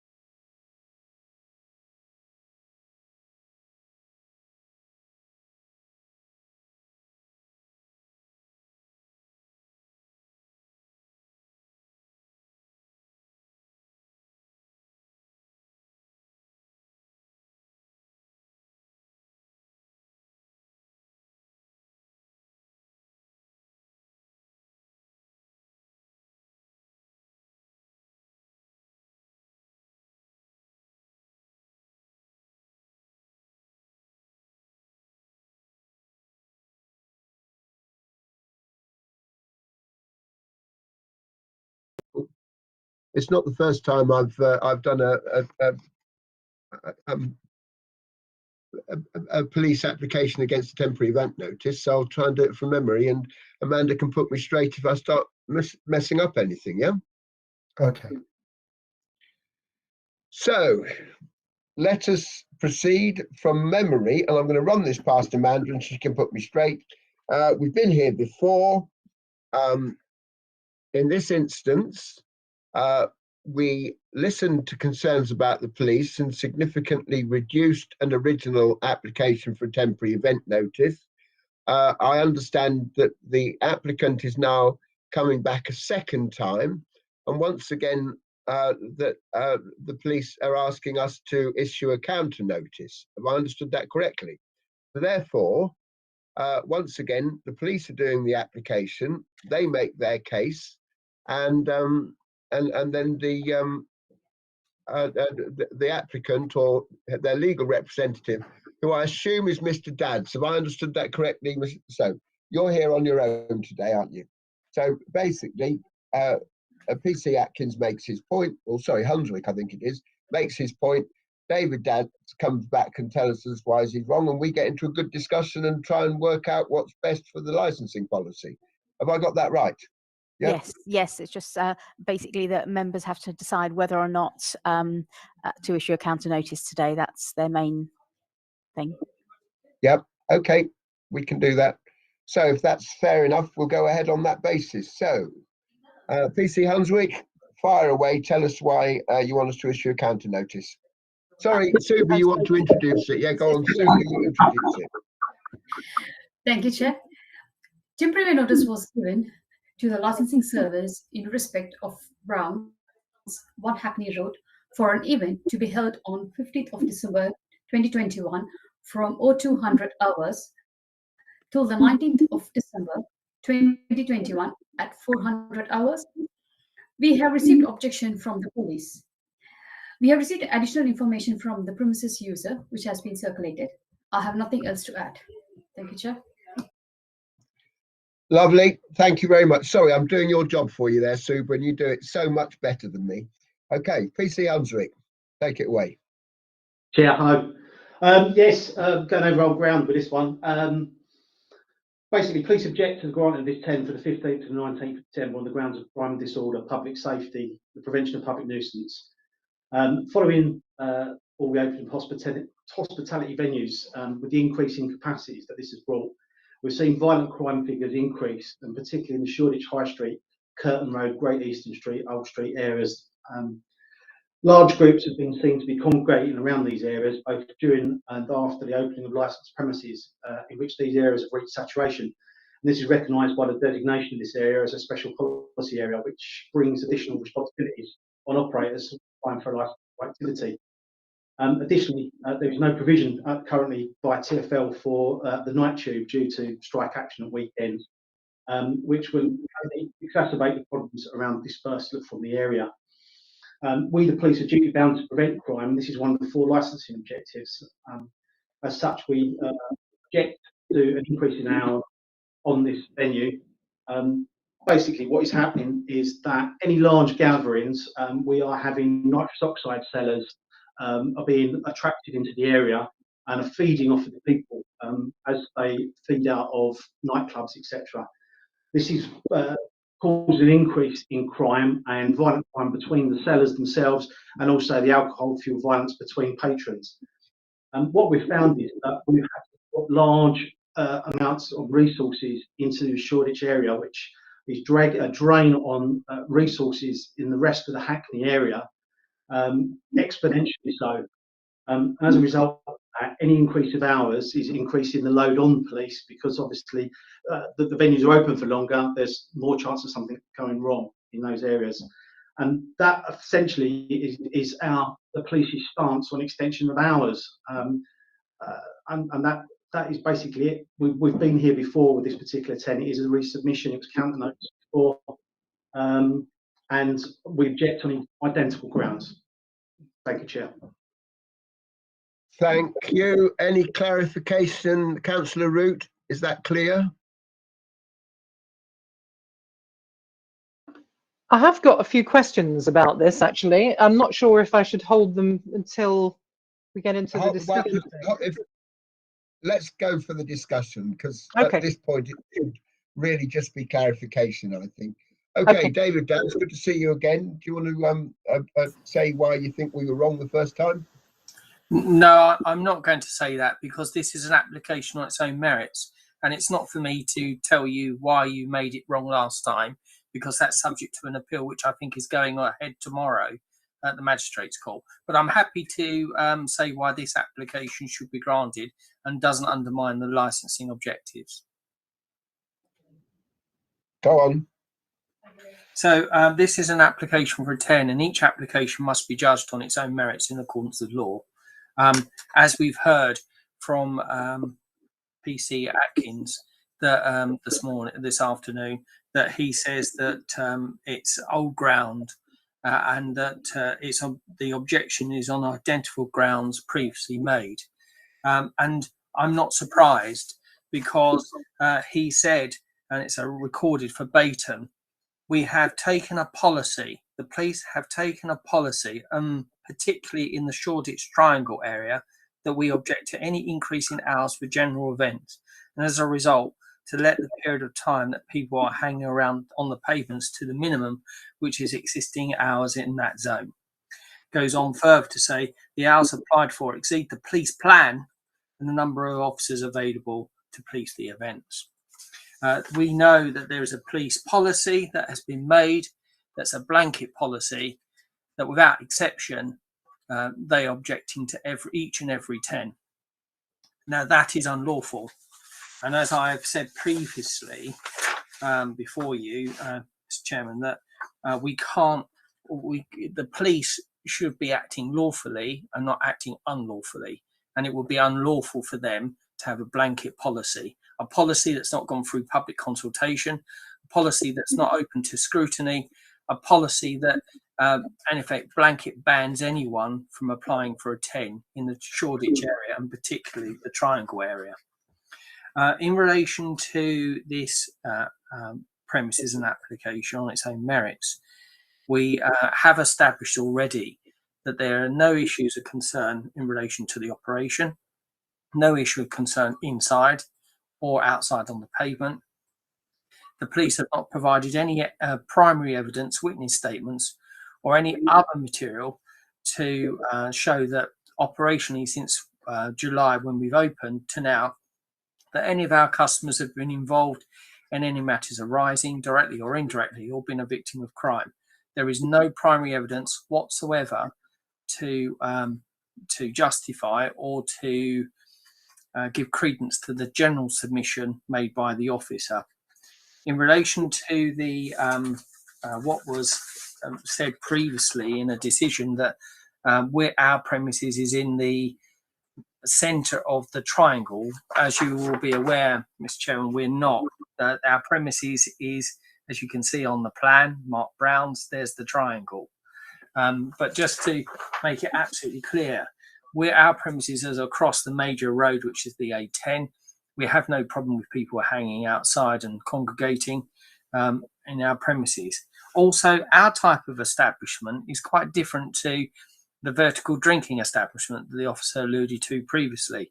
Our premises is an SEV, a sexual entertainment venue, that the primary purpose is that part of the business, and alcohol is ancillary. In relation to the hour salt, it's only 1 hour. It is a reduction on previously hour salt. And we have been granted an hour extension during the Christmas periods historically. In relation to the violence and crime in the area, I've had no hard or any primary evidence provided to us. The additional representations regarding knock sellers and alike is an amplification of the original representation, which I've not seen or seen any evidence. But certainly we've never had that as a concern raised with us outside our premises. In relation to the policy, I will just say this, that the general rule that anyone exercising a statutory discretion must not shut their eyes to an application. the what the authority must do is not to refuse to listen at all, and that no objection can be there can be no objection to that, provided the authority is always willing to listen to anyone with something new to say. That's in effect the case around having policy. Remember, this police policy, this blanket ban and police plan, is not a recognised policy. They have a statutory discretion to raise objections based on crime disorder and treat each application on its own merits. But as I say, the police unacceptable behaviour has had a blanket ban on the triangle or anything in this area, and such a policy must come under challenge being unlawful and could be judicial reviewed. Why should the public, why should licensees have to, in effect, control the behaviour from the police service by challenging them at the High Court? At the end of the day, they should act lawfully and responsibly and exercise their discretion according to law. You did say at the outset that you will listen to all the discussions and look and make a decision against licensing policy. I'm sure that you misspoke, and you mean that you would consider this 10 application in accordance with the licensing objectives, because obviously the licensing policy really relates to licensed premises applications and other matters. The 10s is fairly generic, fairly light touch approach, and this is not an application to grant it in perpetuity. It's just literally for those few days, for that extra 1 hour. Okay, Mr. Katz, just to reassure you, yes, I meant consistently with the licensing objectives. I'm sorry if I used the wrong words. No, that's fine. I thought so, but I thought I'd just to say now, so I understood that. I have looked at the previous decision, and as I say, I'm not going to go through why I say it's wrong, but certainly to address some of the points highlighted previously, if I may. Mr. Gads, can I just say, we're going over ground. I'm chairing this meeting because I've sat on both of the previous 2 hearings for both Blondies and this, so I do know some of the history. You did talk about the police having a blanket policy. The police don't make these decisions. The licensing committee makes these decisions. And I'll make it quite clear to the police who are here today, because I've already made it clear to my fellow councillors, in determining 10s for Christmas and New Year, we absolutely welcome that the police are bringing them to us. But if they think that we are going to, or if they think I'm going to suddenly start turning down people that have applied for and that we've approved in the past, then they're not going to get me jumping and being against, doing a counter notice. So I hope PC Atkins and PC Hunswick have heard of that. But basically, each will be decided on its merits, and if there's a track record of having a particular 10, for example, for New Year's Eve, then I would be minded to grant it. Obviously, you can't predict everything in advance, but I generally would be minded to grant it. Chairman, please, it's not relevant. Yeah, Chair. Sorry. Thank you for that clarification.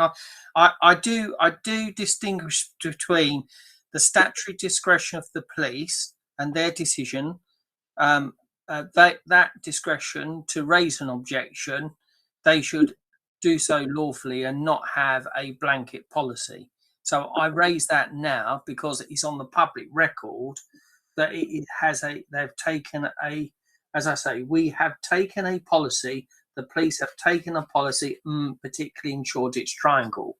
So I'm just clarifying that their position comes with a bias, i.e. a blanket objection. So it's not looking at each application on its own merits and determining it based on that. And I think I'm right to raise that with you. Now, from your role and responsibility as councillors, I'm certainly not going to preach to you. As you say, you will consider it on its own merits. You will consider the representations that I make. And what I say is in relation to this application, just very briefly closing up my submission, is that consumption, it plays a very small part in our premises because it's the sexual entertainment that venue, that sexual entertainment, that is the primary business, and alcohol plays a small part. In relation to the objection of people leaving the premises, as I explained earlier to you, and I'll explain again, if I may, and I think I've sent a note from the licensing agent that sent the application in, is that the use of private hire and a hackney carriage is commonplace for us, and it's well tried and tested. We have a taxi marshal placed outside, we have door supervisors, and customers are either pre-booked or they wait inside until a private hire vehicle or a hackney carriage is waiting for them. Primarily, all our customers leave by a way of private hire. And I'm not saying no one leaves by foot, but it's very, very rare. And it is across the major arterial road, A10, and therefore people are not normally over near us. It's on the other side of the road, which is a major road. So, and as I said earlier on, we're not in the centre of the triangle. I've given you a plan, and as one of the councillors indicated earlier on, is aware of the area. In addition to that, we have considered the dispersal of our customers and our patrons, and we always do so, and we do it every year. And so therefore we are satisfied in what we do to get people away safely. And there is no evidence contrary to the assurance that we give you. There's no contradictory evidence from the police that our customers don't disperse in that way. And since July and now, there is no primary evidence that any of our customers have become a victim of crime by leaving our premises. And lastly, I would just say that operationally, we have always had an extra hour at Christmas. We asked for the same. We've done so without objection. We've done so without any undermining licensing objective in the past.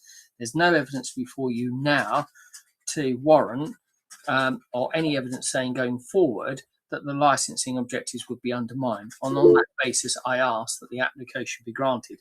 And I correct what I said earlier on. I know that PC Humwick is here, not PC Atkins. Thank you. Just for clarification, and I'm going to hand over to Councillor Root. The clarification, I don't know Browns too well. I cycle past it when I go up the Hackney Road. And I read your description of how you would be dispersing clients. Talk me through where these taxis go, because I don't really understand where the space is for the taxis to wait for people as they leave. I mean, it's a busy road, that is. Where exactly do they wait?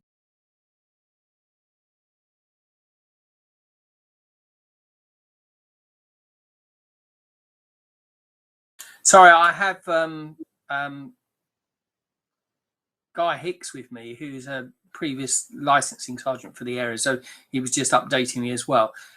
As I understand from my instructions from client, that they are the hackney carriage or private can be collected or got into immediately outside the premises, and retired officer Sergeant Hicks is saying to me that the Hackney Road, there's a plenty of areas for hackney carriage or private hire to pick up or to set off. It is on the main road, basically. Yeah. Okay. Yeah, but on my map, which a previous retired Sergeant Hicks gave me, this is where he's indicated where Browns is exactly, and I don't know if that's helpful because I wasn't too sure. I've looked on Google Maps, but in relation to the triangle, there it is. But what my client told me, Denise Chandler, she said, David, we've never had a problem, and also because of the road, it almost creates a separation between what's going on over there and us, and we're able to manage and control our dispersal, and which we do effectively, have done for years, and the police don't have any trouble with us. Those were her words. Councillor Root, you said you had a number of questions. Please proceed with them. I've got a clarification actually for Mr. Dadds first of all.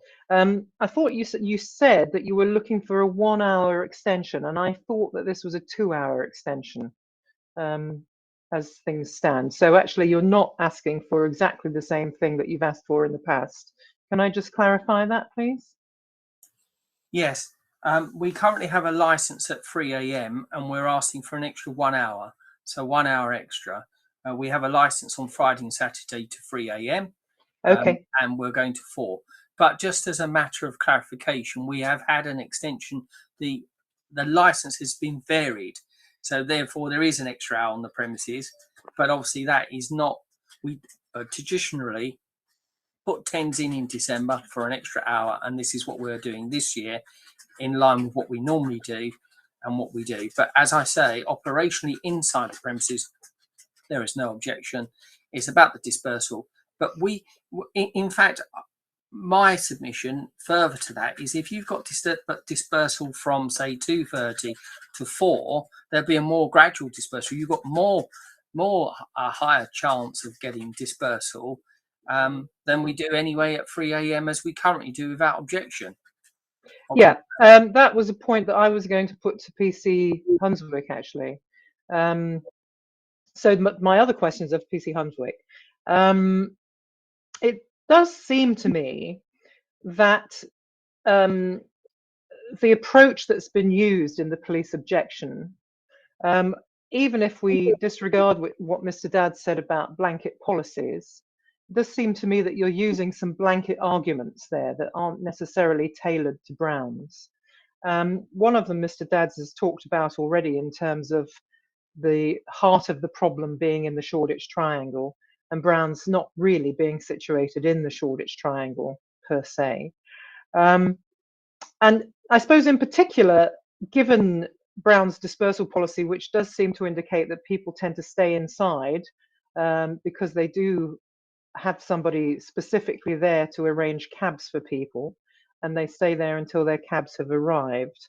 So the number of people actually going out onto the street is relatively small, it would seem. And actually, if they're going to stay open until 4 o'clock, it does mean that there aren't the same sort of crowds coming out at that 3 o'clock period, 2:30, 3 o'clock, when the Shoreditch is very, very crowded. So it seems to me that if more people are coming out a bit later, that might actually help the police rather than hinder them. So that's one point.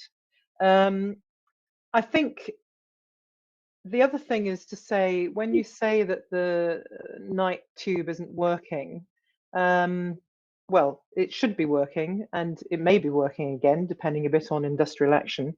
But also in this particular case, it's the overground which is of more relevance, it seems, because it's closer, and that is working as far as I'm aware.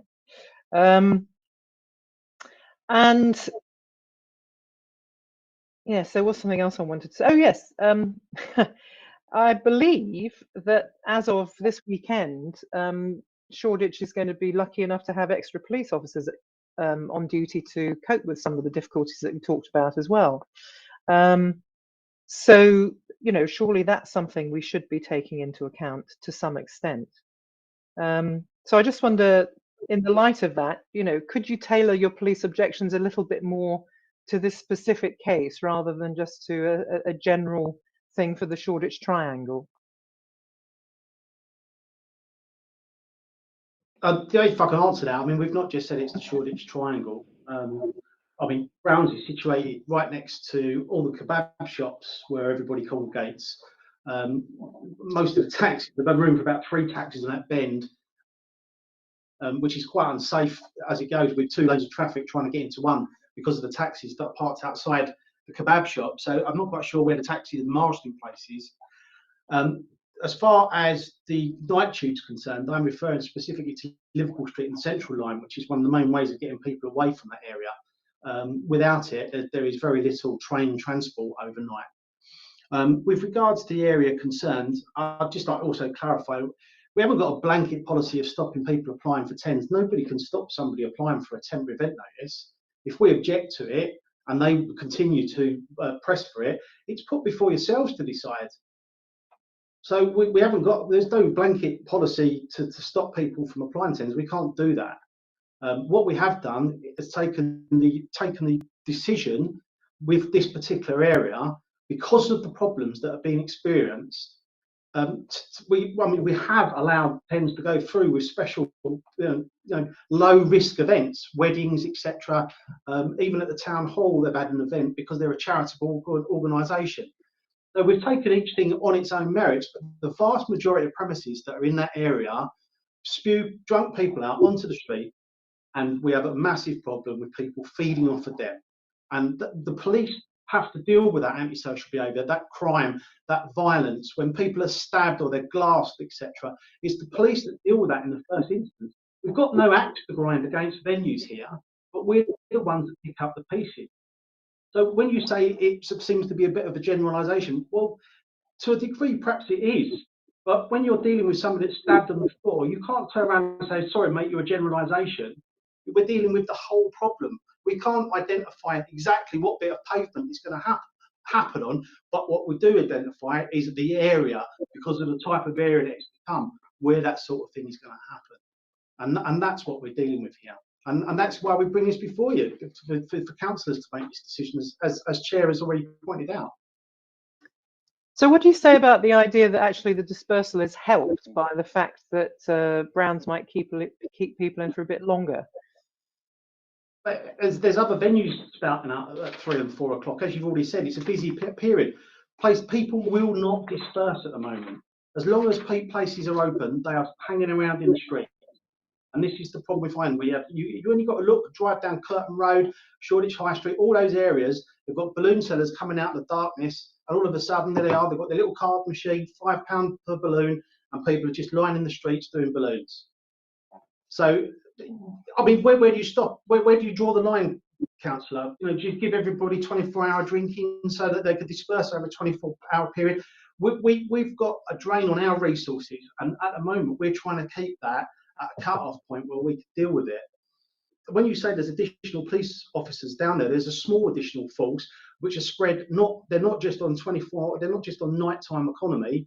That's the town centre problem solving team. So a small portion of them will be added to what we've got available, but the vast majority of what's down there night times during the nighttime economy period is officers drawn from other duties. I think you've got at least 12 officers extra from this weekend dedicated to Shoreditch. Hackney overall has got 25, as far as I'm aware.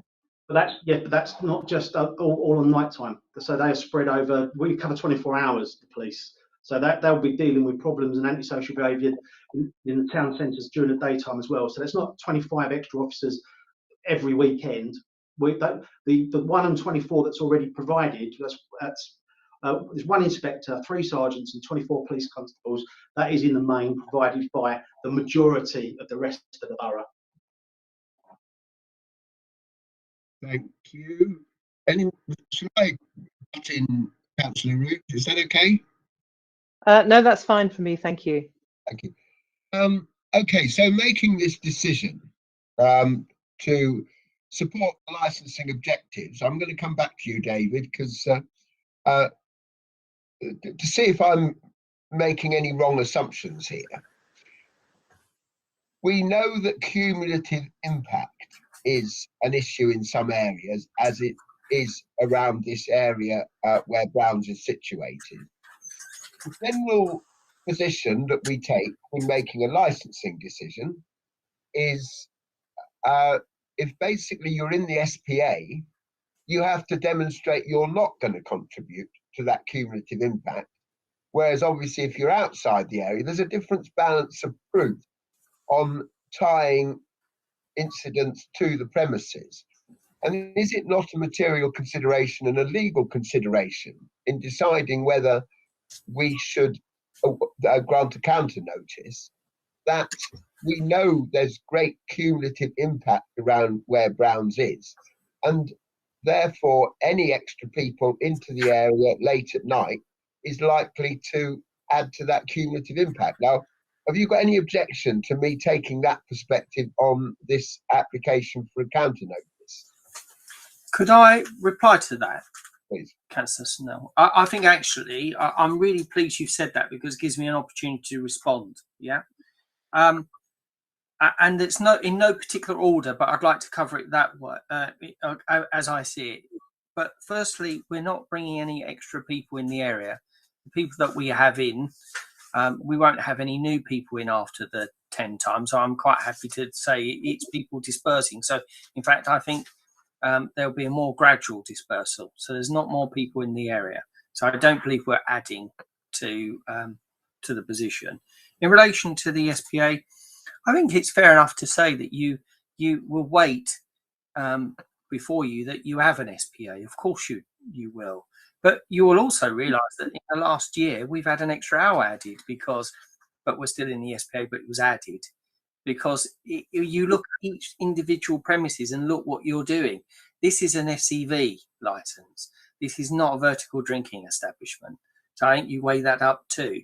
In addition to how you approach it, this is a light touch. It's a 10. It's not a permanent application. It's for that weekend, and we've had them before.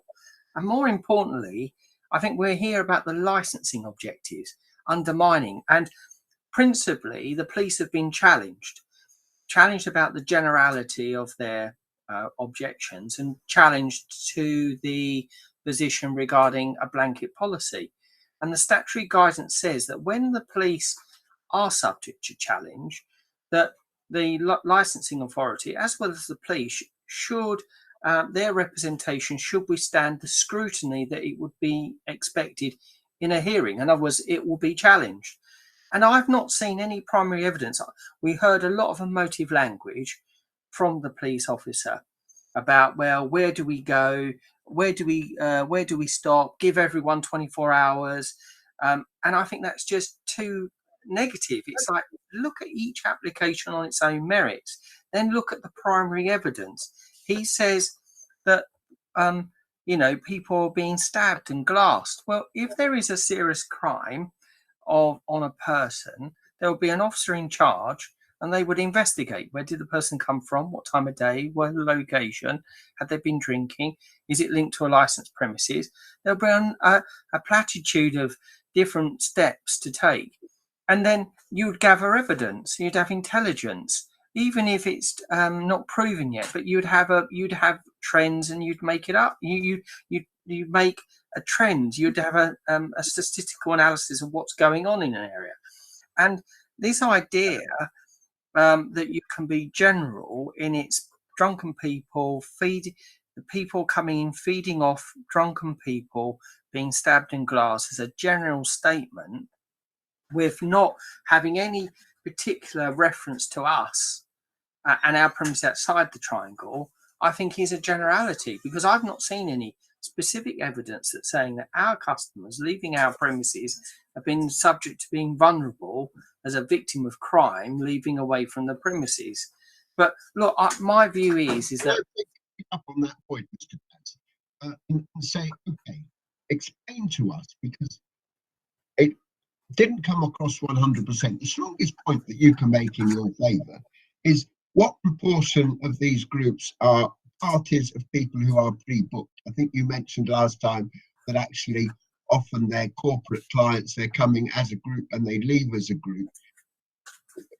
Can you just talk through this operation to try and convince us that actually they're going to come in, they're all pre-booked, they're not going to spill on the street, they are all, I mean, I know I've seen some of your dispersal ideas and that, but talk us through this operation. Yes, what proportion of people are in fact pre-booked and are known to you in advance of them turning up on the premises? Well, firstly, so that I make it absolutely clear, not everyone is pre-booked in the sense of coming to the premises, but in the sense of our customers it's a destination venue. So generally people know that they're coming to us. It's an SEV. Alcohol is not the driver. The idea that people would leave the SEV and then go to the kebab shop next door, my client's saying most of our clients are corporate. Most of our clients know where they're going. They don't want to come out of our premises and go to bars. That's not what they're there for. The SEV. Generally, they're discreet. They want to go there discreetly and leave discreetly. And generally, they want to go into a cab or be put into a cab. We don't have a rank. I think the police officer misunderstands the difference between what I said is a marshal, someone to in effect get a pre-book, or to Hackney Carriage to get a vehicle ready for a customer to go into that vehicle with the door staff. We do that. We don't have a rank outside, and I never suggested that. So predominantly, I'm told that most of our clients go to mainline stations. We have good relationships with Hackney Carriage and private hire, and that they're going away. And actually, my client says a lot of them are outside of town, so they're not local. But the premises is well established. It has its customer base, and predominantly all its customers predominantly leave by Hackney Carriage or private hire. They are not going to the kebab shop next door or chipping down into Shoreditch. Thank you. Balloons. Okay. Penny, you've got any more points you need to discuss? Where are we?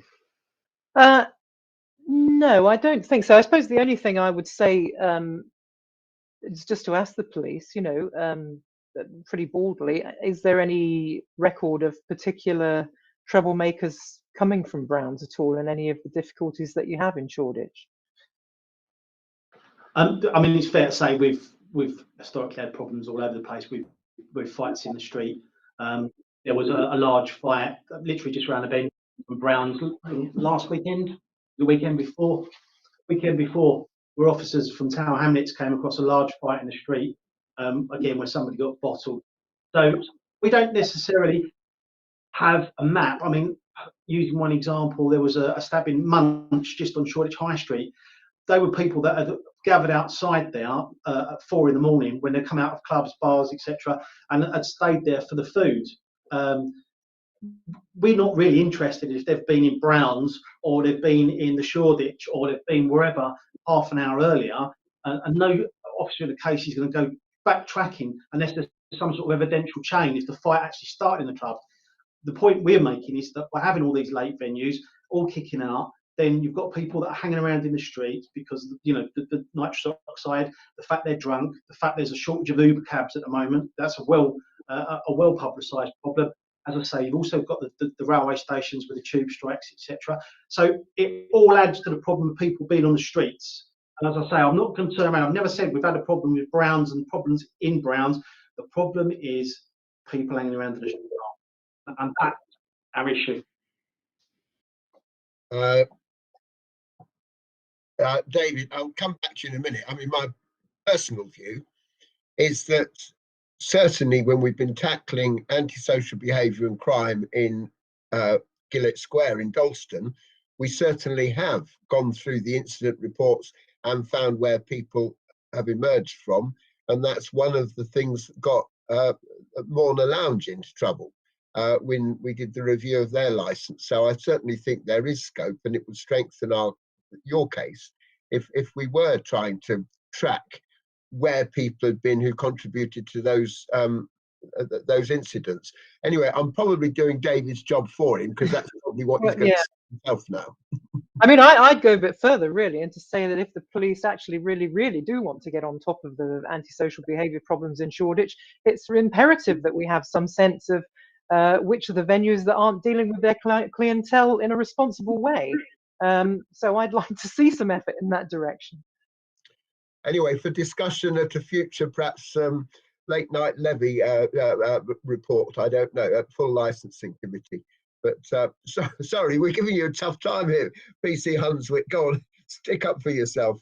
Well, to be fair with the Morna Lounge, they were storing knives for people, so that was a very particular problem. They did have a strict one knife in, one knife out policy. No, that was an extreme example. You're absolutely very extreme, yeah. Okay, come on, David Daz, you've been very patient. You wanted to come back in. I'm just saying we this idea, a couple of very basic points. The idea on serious crime, the officer in charge would go back to look at the venue, and I think it's imperative, as Councillor says, so then you can see where the trends are, if there is a trend, and whether there was an incident down at the Looking Glass, I don't know if that's what the officer's referring to, but that's not near us. And in relation to the general profiling of troublemakers, I would say our customer profile is somewhat different. Alcohol is not the primary, it's the SEV. It's a different clientele that want to discreetly come and go and to be in a private hire, as we've been doing for years. And we do our job well as the premises without any criticism.